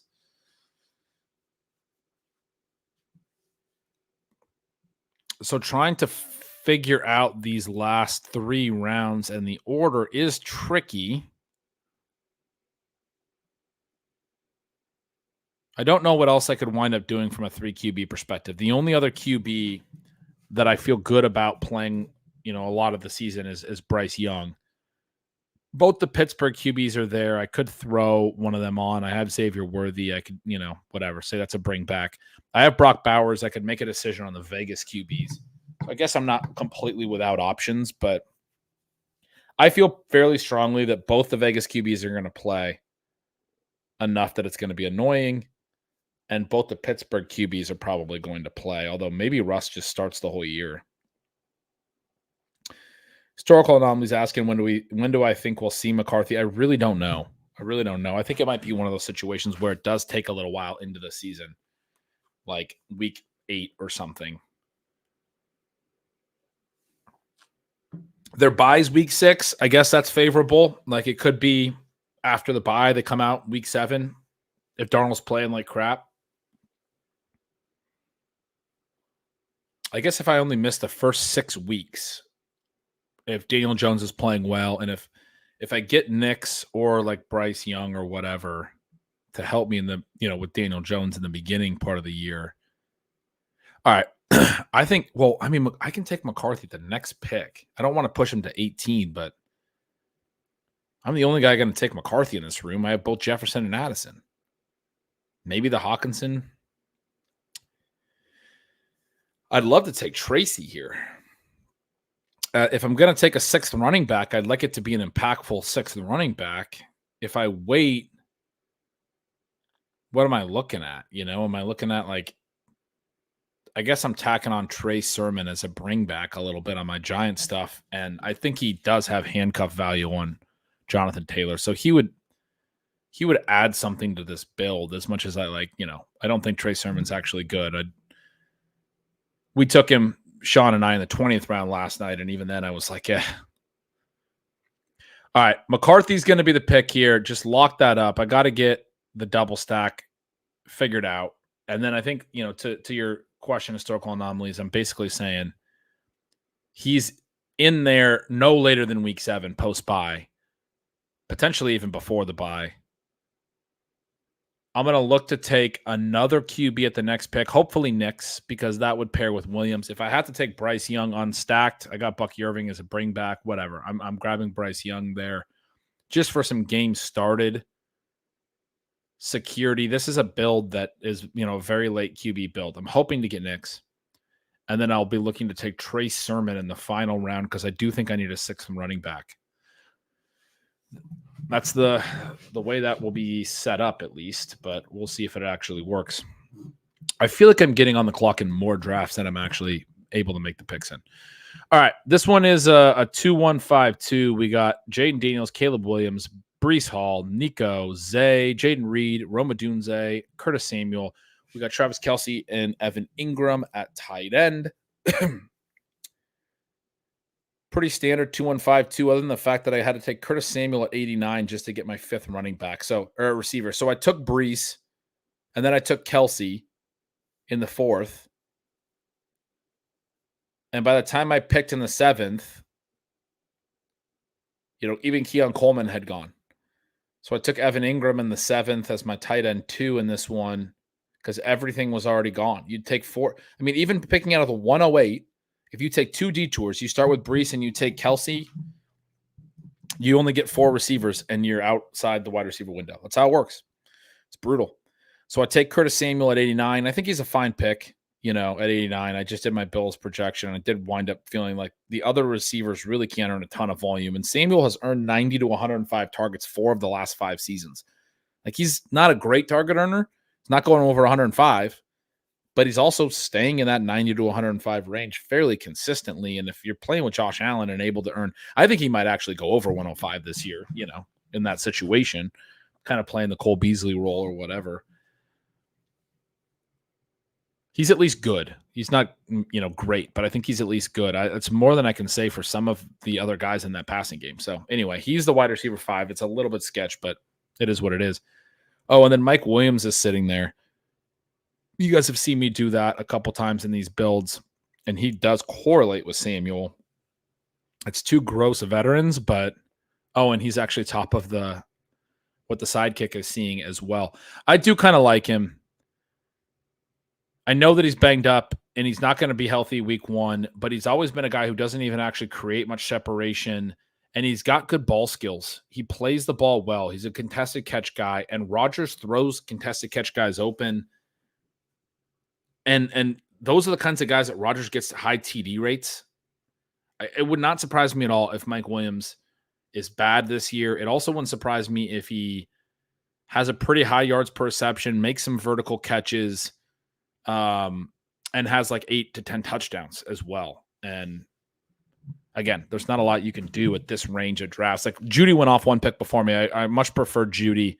I probably actually prefer Polk and Xavier Legette and those guys who go later than Mike Williams.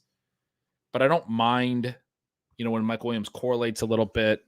I got Breece Hall as well. So this actually,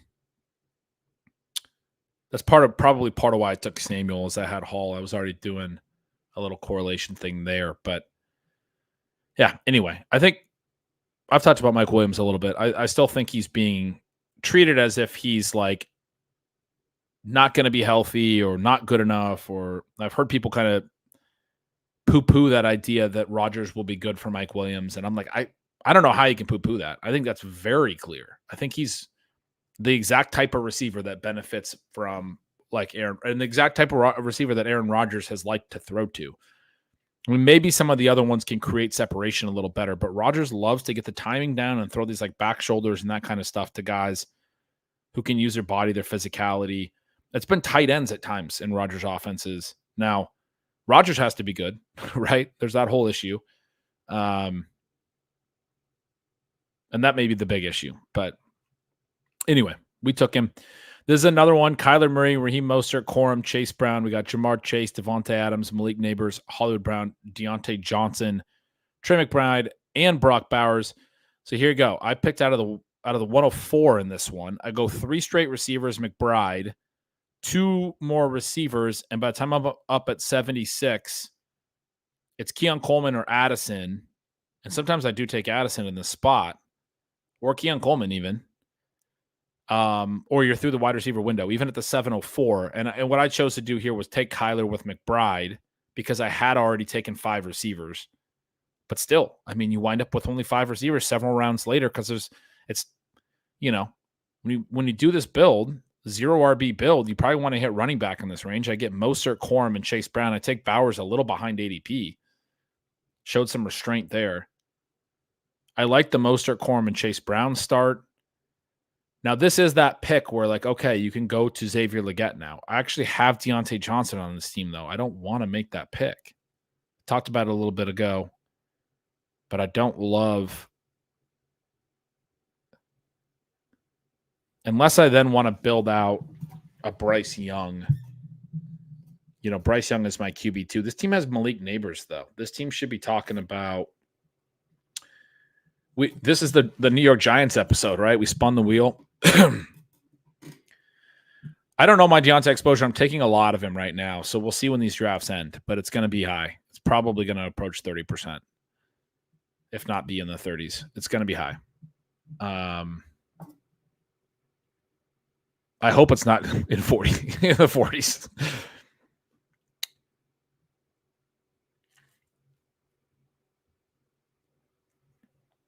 This is a good question. How much does really terrible bottom 10 secondaries influence your projections and pace of play? I remember Kirk Cousins' attempts and points, therefore, jump due to defense.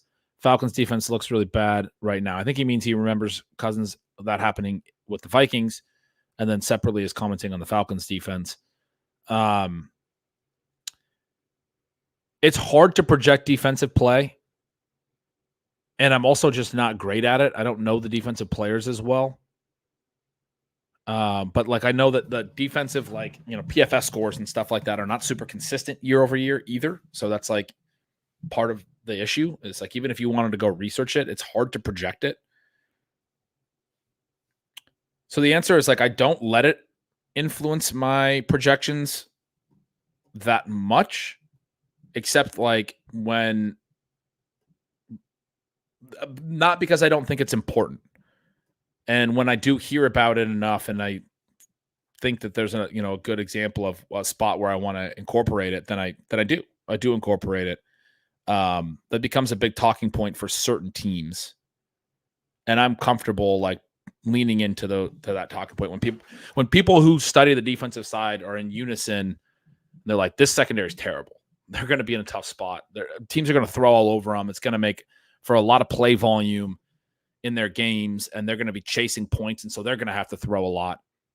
yeah, I mean that's how football is played. If your defense plays like that, I mean that's gonna probably lead to more passing attempts on your side. It can also like it's important that it's the secondary because if your defense is just bad, then it can just lead to the other team having the ball the whole game and they're just running the ball and taking forever. But that's another conversation. You're specifically asking about the secondary, and I get your point. Like it can lead to shootouts, basically.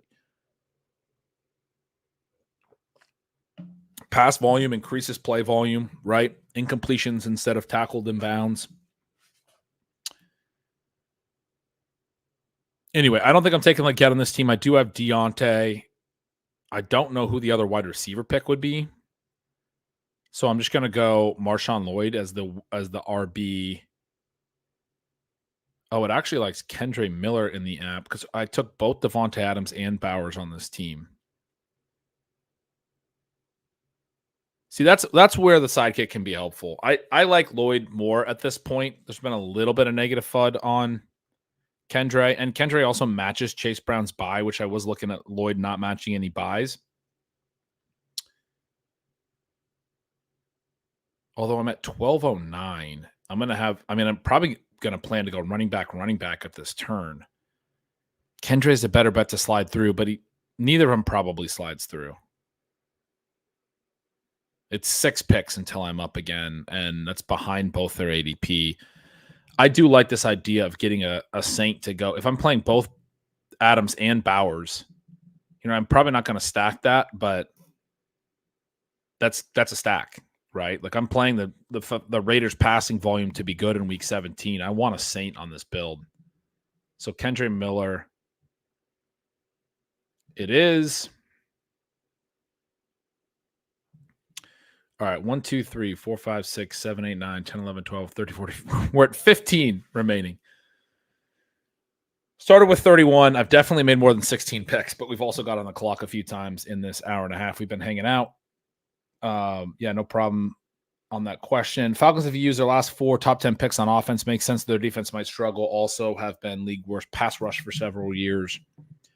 Yeah, I'm super into the Falcons, man. They're like, that's just, you just give me one more reason to be in on them. But like everything points favorably for the way their offense is going to, the range of outcomes for their offense for fantasy this year is what I'll say.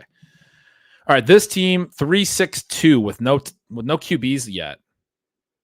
The sidekick wants me to bring Deshaun Watson all the way up as an option. It also likes Leggett again on a Deontay team. That's just every team. Maybe my Deontay exposure is going to be even higher the way that we're seeing Leggett being pulled up with this teammate thing. Is there another QB? It's just Deshaun. Okay.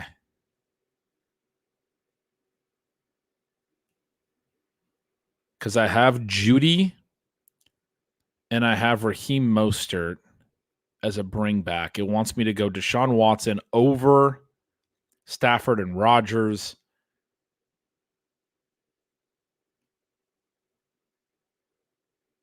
The guy at the turn already has 2 QBs, and I pick on the other side of the turn. I could just take Watson on the other side of the turn.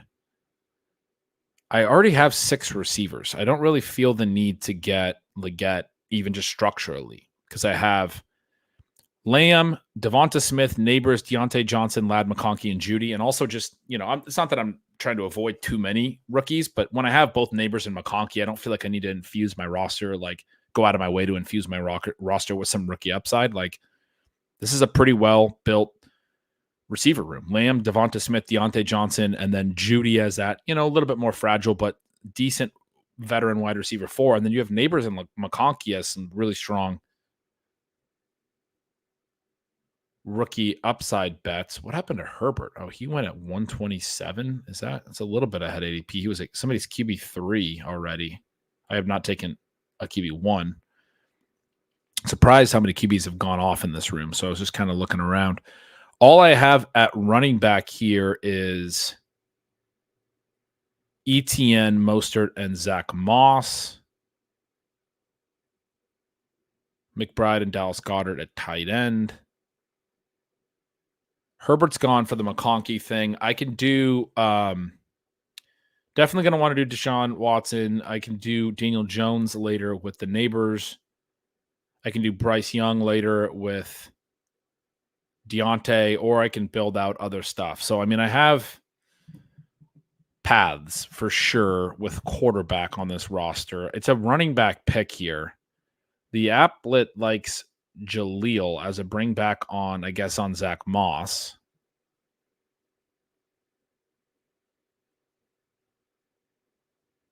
Kendre Miller has a double bye overlap. That's why he's getting knocked. Week 12 bye. ETN and Zach Moss both have week 12 buys. But I'm inclined to just go Ty Chandler then.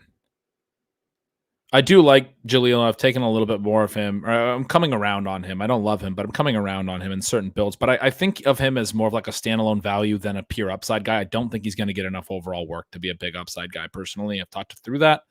I do think he could get more work than last year as I think about his range. And I think he's probably going to be productive and be a standalone value guy. And obviously, I'm making a big bet on the Denver backfield, and I don't want to be too precise in my opinion of how it's going to pan out and not have access to the guy who winds up being the most, the biggest hit if it ends up being McLaughlin. So I'm getting some of him on this particular build with ETN, Mostert, and Moss. I have a lot of that like standalone value type thing. I want more like pure upside. I think Ty Chandler is that. They don't really have a strong RB3. It would really be Kendre Miller as my preferred, or even going down to like Kamani Vidal or Jalen Wright, but he's, basically an upside on Mostert, who I already have on this roster.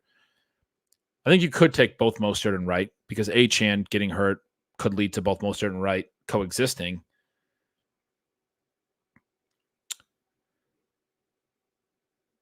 Kendre would be the profile for this, where it could be a total miss, but I have a lot of stability, I think, already, like expected touches, projected touches in this running back room. Kendre's not really projected touches. He's all just, contingent upside, more or less.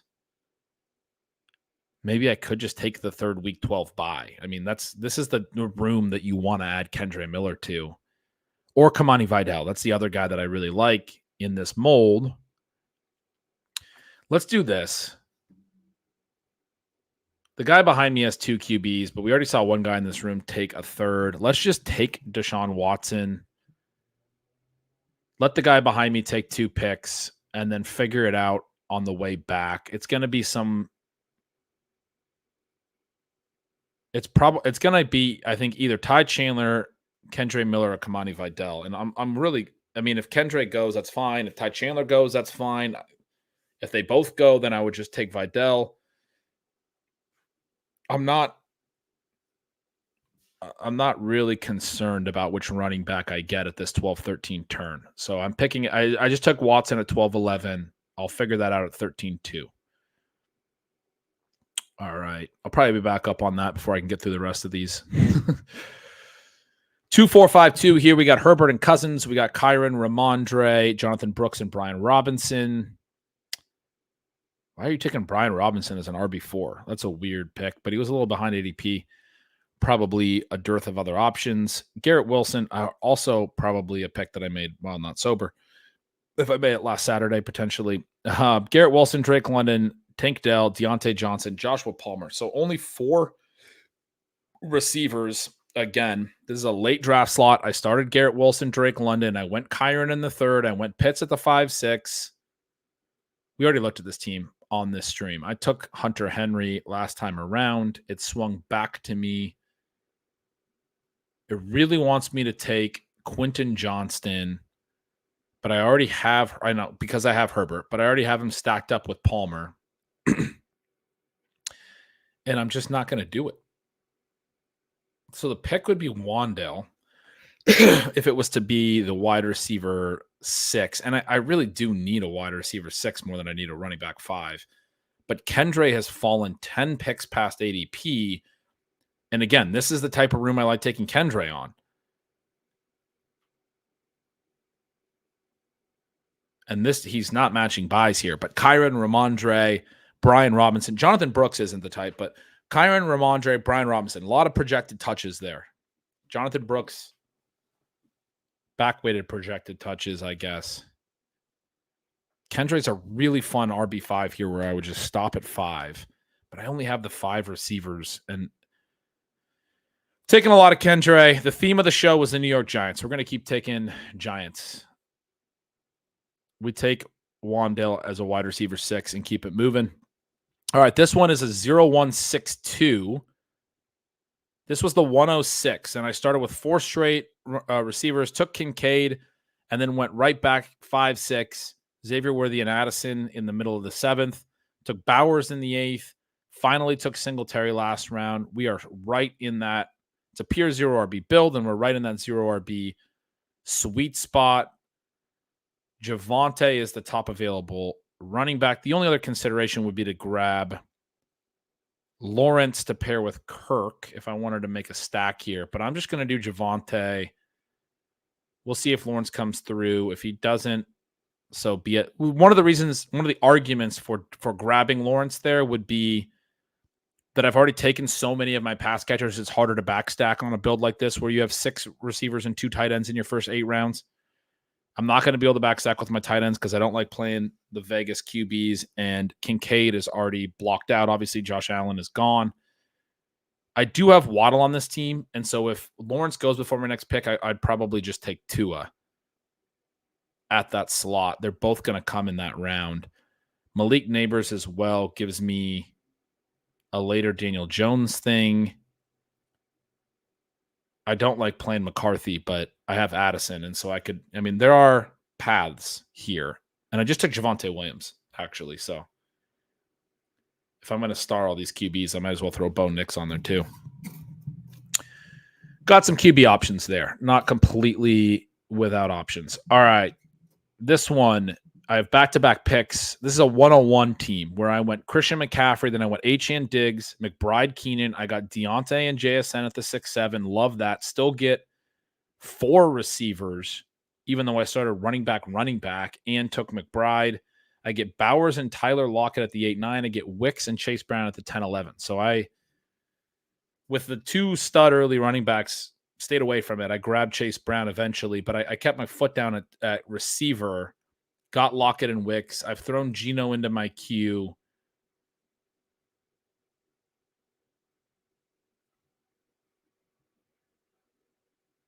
He goes a couple picks before my next turn. I have both JSN and Lockett, but I imagine the DK Metcalf drafter could just take him. I have Keenan as a bring back and no QBs right now. He's so obviously the quarterback pick that I do have. Oh, no. Stafford's only a week 17. Doesn't have a teammate. I just have McBride coming back on Stafford. Oh, man. I kind of hate these spots at the turn where you're like, I guess I got to pull Geno Smith up 20 picks to make this build work. It's annoying. I don't really have to. I can take Bryce Young with the Deontay thing. I don't really have another option, actually. Bryce Young's the only other thing I even have. Which means I should take Leggett potentially. I don't really have to add to running back here. I like this running back pocket, and I add to it in every room, but I have a Christian McCaffrey, Devon Achane start with Chase Brown now.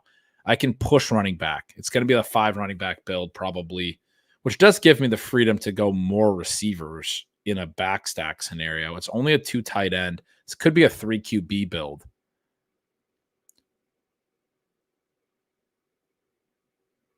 I could go 3-5-8-2, and I could still add 2 more receivers and make a backstack work if I try to push Geno and it doesn't work. All right, I'm going to take Ty Chandler and Xavier Leggett. I'm going to push Geno. We're going to gamble. I just don't want to take him this far ahead of ADP. I don't think you win tournaments sacrificing 20 picks ADP on Geno Smith. You have to get the perfect run out. If it means his team's kind of dead, then so be it. But it's going to be Geno, Bryce Young, and then at some point I'll add a 5th running back. Part of why I added Ty Chandler there is it makes it easier to stop at 5 by adding another guy I really like in that range. And then and he also was a bring back on Wicks. In the late rounds, I'm probably going to be looking at, my favorite bailout is one or both of Troy Franklin and Marvin Mims plus Bo Nix, which would be, I mean, if I somehow got Geno to come back, still got Bryce, and then got a Franklin, Mims, Nix. I mean, if we're wish casting here, let's add Bucky Irving as the bring back on the Bryce Young thing. There's scenarios where this could be my final 6 picks. 14, 15, 16, 17, 18. I only have 5 more picks, but I'm going to somehow find a way to get all 6 of these guys on my team. I'd wind up with a 3 QB build, Bucky as my 5th. I'd have a double stack with Carolina, double stack with Seattle. Both would have bringbacks.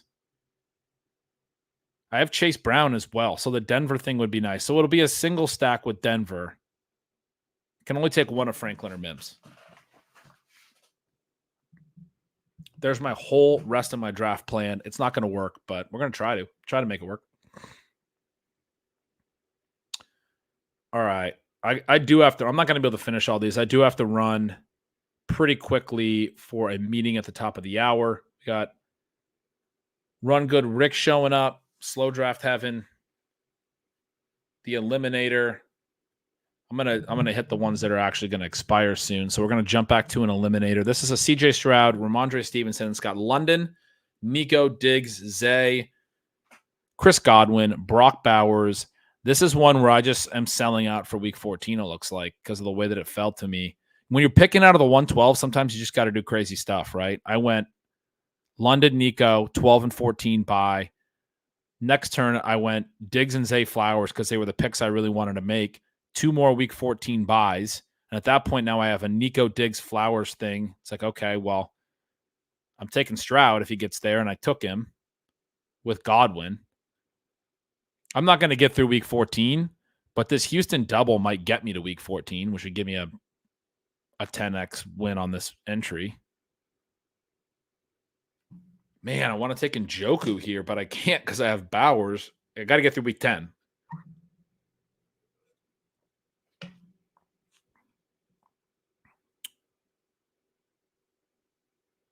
So the incentive now for me, because I'm already basically saying I can't get through week 14, is to load up on week 14. At this point, it's like, I mean, am I going to get through week 14 with all the other picks I make? I don't have a running back yet at week. I mean, it's going to be a weak running back room, a backdoor QB, and 3 of my top 5 receivers are all going to be off that week as well. It's really tough to envision that I actually advance out of week 14, which means, like, if I was thinking I could add Tyjae Spears to this build, but what's the point? That just marginally hurts my ability to get to week 14. I mean, I want to give myself an out still.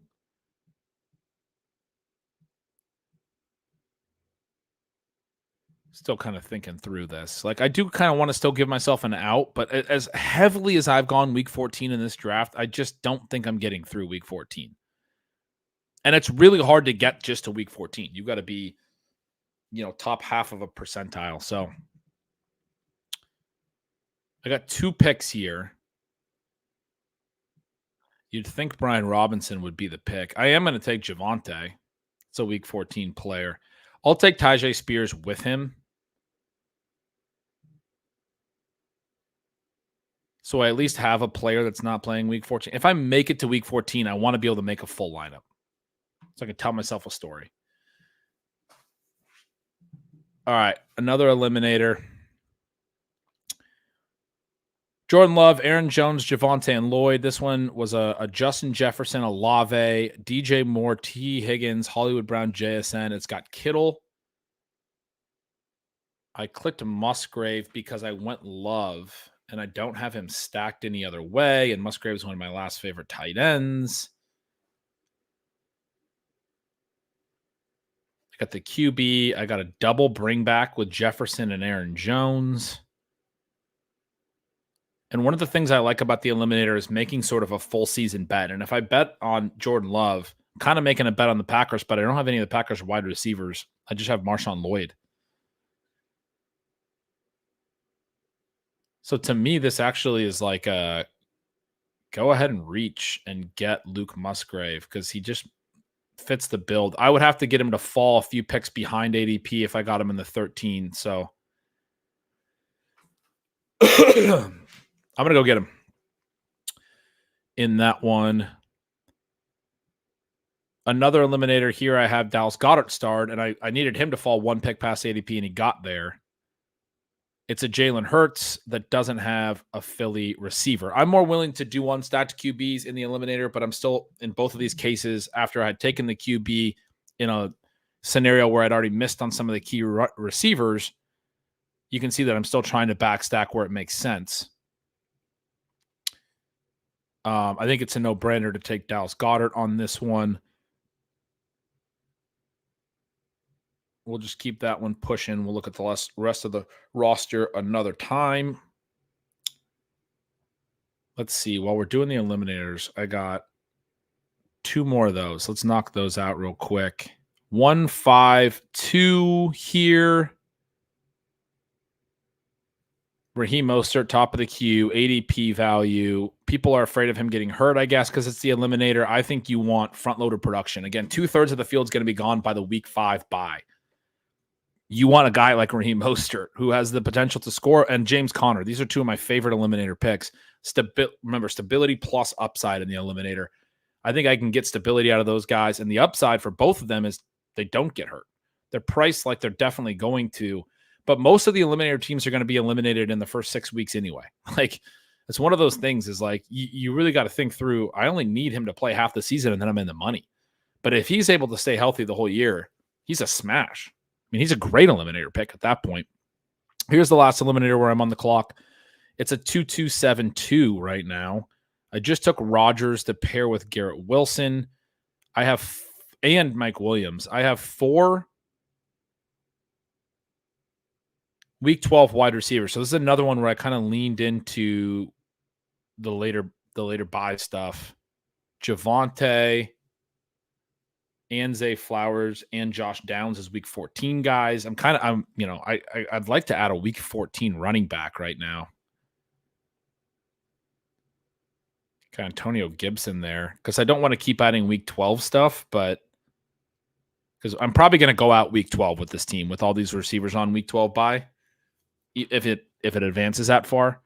So a week 14 bye is the only bye behind week 12. It gives me a chance to help get me to week 12 at least and make a little money. And then if I do somehow advance past week 12, well, hope I get lucky. Antonio Gibson would be that pick. Or I can just take a week 12 guy. Ray Davis would be that pick. And he's actually a bring back on all the Giants or Jet stuff. Yeah, I'm going to take Ray Davis in this one. Oh, Chuba would have been a good pick in the eliminator as well. Front-loaded production. All right, let's keep knocking out a couple more BBMs before I got to run for this meeting. The 0361 BBM. I got Herbert right around ADP. I have him in the queue already. He starred. I got Josh Palmer there. I got a Ramondre bring back. No QBs in this build. Would love to grab Judy here or, some of these other picks, but that looks like a clear and obvious QB selection, although I could have just maybe sent it through the turn, but whatever. I don't like losing my QBs. This one's a Stroud Burrow, a 2-4-5-2. I took Nick Chubb on a team that has Benson and Corum already. And then I start a ton of running backs, even though it's only 5. And the applet is telling me to take a receiver, and Wan'Dale Robinson would be really fun. The running backs I started in particular are guys that I think could have early season roles, and that was what I went through and did. I'm not taking like a pure handcuff like a Jalen Wright. I think Ray Davis and Antonio Gibson, J.K. Dobbins, Bucky Irving could all have roles, and then a little bit lower key, but some of these rookies in the back could also potentially have roles. I need some early season running back points was the thought there. It doesn't mean it has to be a running back pick here. And in fact, with only 5 receivers, I do agree with my little thing that's telling me that I need to take a receiver, but it's going to be another Wan'Dale Robinson pick. All right. 0. So, I mean, you guys are seeing the different ways I'm using the Sidekick. In this example, it's telling me that it's wide receiver, but I didn't want any of the wide receivers. It was telling me that like had some correlation boosts. I just, okay, well, I'll take Wandale. Like that's the guy that I want, but it's still helpful in that regard. So it's a fun tool if you just don't like let it make the picks for you and instead try to get out of it what you want to get out of it. Sometimes I don't even look at it. Sometimes I look at it for the positional stuff. Sometimes I'd make the pick that it says because it's very obvious and it's helpful that it's like, this is the obvious pick. Right now in this build, it's a 0-4-8-2. And I'm in round 15. So I have 4 picks left, and I'm not taking a QB. It's another one where I really pushed things. I've got Breece, Aaron Jones, Jonathan Brooks, and Javonte. So a pretty good running back room. Javante's my RB4. I got Olave, Diggs, Jaden Reed, Rashee Rice, Tyler Lockett, Mike Williams, Jalen Polk, and Wandale Robinson. So the last couple rounds, I've added Jalen Polk and Wandale, I guess, to build out more QB stuff. So I have Daniel Jones in my queue, and I have Drake May in my queue, and I have Derek Carr in my queue because I have Olave, and I have JJ McCarthy and Bo Nix in my queue because of Aaron Jones and Javonte Williams. I know that I'm up shit creek with this QB build, so I'm starring everything that makes even a modicum of sense. The answer here has to be either Daniel Jones or Drake May, and then try to get the other one through and or Derek Carr through. Drake May matches Bo Nix's bye. I'm going to go Daniel Jones. I also just think he's more likely to start week 1 and play early, and I need games played a little bit here. I'd probably prefer now to go Carr Nix, but if May makes it through, I think I take him. So anyway, we'll see how that goes. I got 5 more picks. Almost done. Got to run for that meeting in a few, but I might actually get there. Lamar Jackson, Jalen Warren, Tyjae Spears. We got Garrett Wilson, Nico Collins, Zay Flowers, Xavier Worthy. I took Jamison Williams at 87 in this one because I only had the 4 receivers. Kyle Pitts, again, late draft slot. Took Lamar Jackson with Zay Flowers, got Kyle Pitts at the 5-6, and you're screwed. Maybe I shouldn't be taking Kyle Pitts there. Maybe the answer is once I already take one of the early detours, I should be going receiver at 5-6. I still think Kyle Pitts is such a potentially massive structural advantage that I'm even willing to give up the 5 receivers in the early part of the draft structural advantage. The way that I worked back from it was to end up taking Jamison Williams at 87, hoping that bet pays off, even though I don't really love that bet. Anyway, it's a Jalen Warren, Tyjae Spears, 0 RB. That's the other thing about this. You draft at the front, you take Christian McCaffrey, you still wind up getting 5 receivers somehow. Draft at the back, you're still 0 RB, even when you don't get enough receivers. It's wild. But I took Jalen Warren and Tyjae Spears. It's telling me to take Devin Singletary. It is a New York Giants show. We take Devin Singletary. 1-2-4-1 in this one. Jaden Daniels, Bijan, and Jonathan Taylor. So I went RBRB in this one. Malik Neighbors, Amari Cooper, Terry McLaurin, Rashee Rice. Not a lot of receivers that I typically take here, or the middle 2 guys are guys I don't typically take. Evan Ingram was the round 7 play when I didn't get anyone to fall back to me. I guess I could have taken Keon Coleman there. I only have 4 receivers at this point, and yet all the receivers are picked through. The applets tell me to take a running back, but with a Bijan JT start, I don't think I have to. I'm going to take Bowers as my tight end too, so I don't have to worry about that. I'm going to need to load up on running back or wide receivers in this build. It's going to be like a 9 receiver build at least.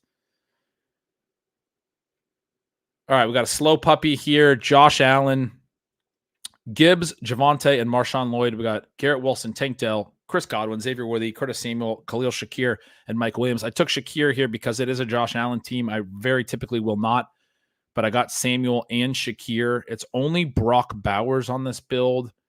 They really want me to take Tyler Conklin because I have 3 week 17s and 2 teammates because I have both Garrett and Mike Williams here.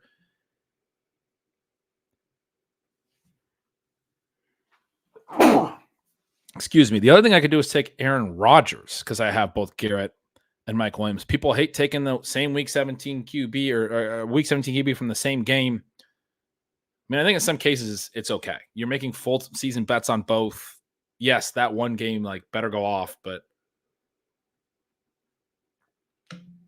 it's not optimal, but not impossible. The problem here is that they're both week 12 buys too, which begs the question of what else I'm going to do at QB. Everything is built out for that game. I have Godwin at saying I can take Baker.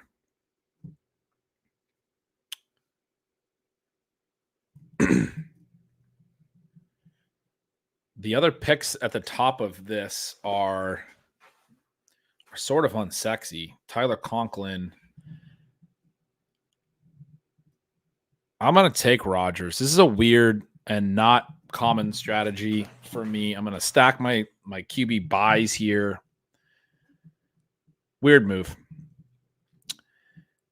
Might take Conklin there as well. Just really build out the Buffalo Jets thing. Okay, this is another BBM. I got Lamar and Dak. I have Zach Moss and Javonte. I have 6 receivers already, 1 tight end and Andrews. Don't feel like I have to go tight end 2.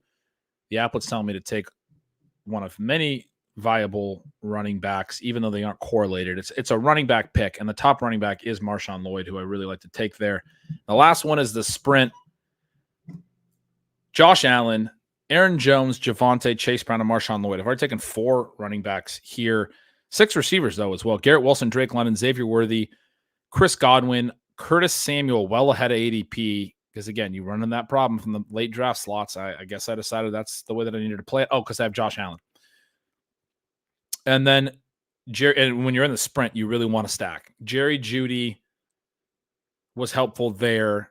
I have Travis Kelce. They want me to do another receiver. Jermaine Burton. I could go tight end. Oh, I have 2 picks here. All right, this is the one pick that I'm going to leave because I do got to go. Just got on the clock on an eliminator as well. But this sprint has 7 hours remaining. Until next time, we'll figure out, what I decided to do in that sprint. I want to think about that. I have 2 picks. This has been a blast. I appreciate you guys hanging out. I got to run. I got to get to that meeting. Peace.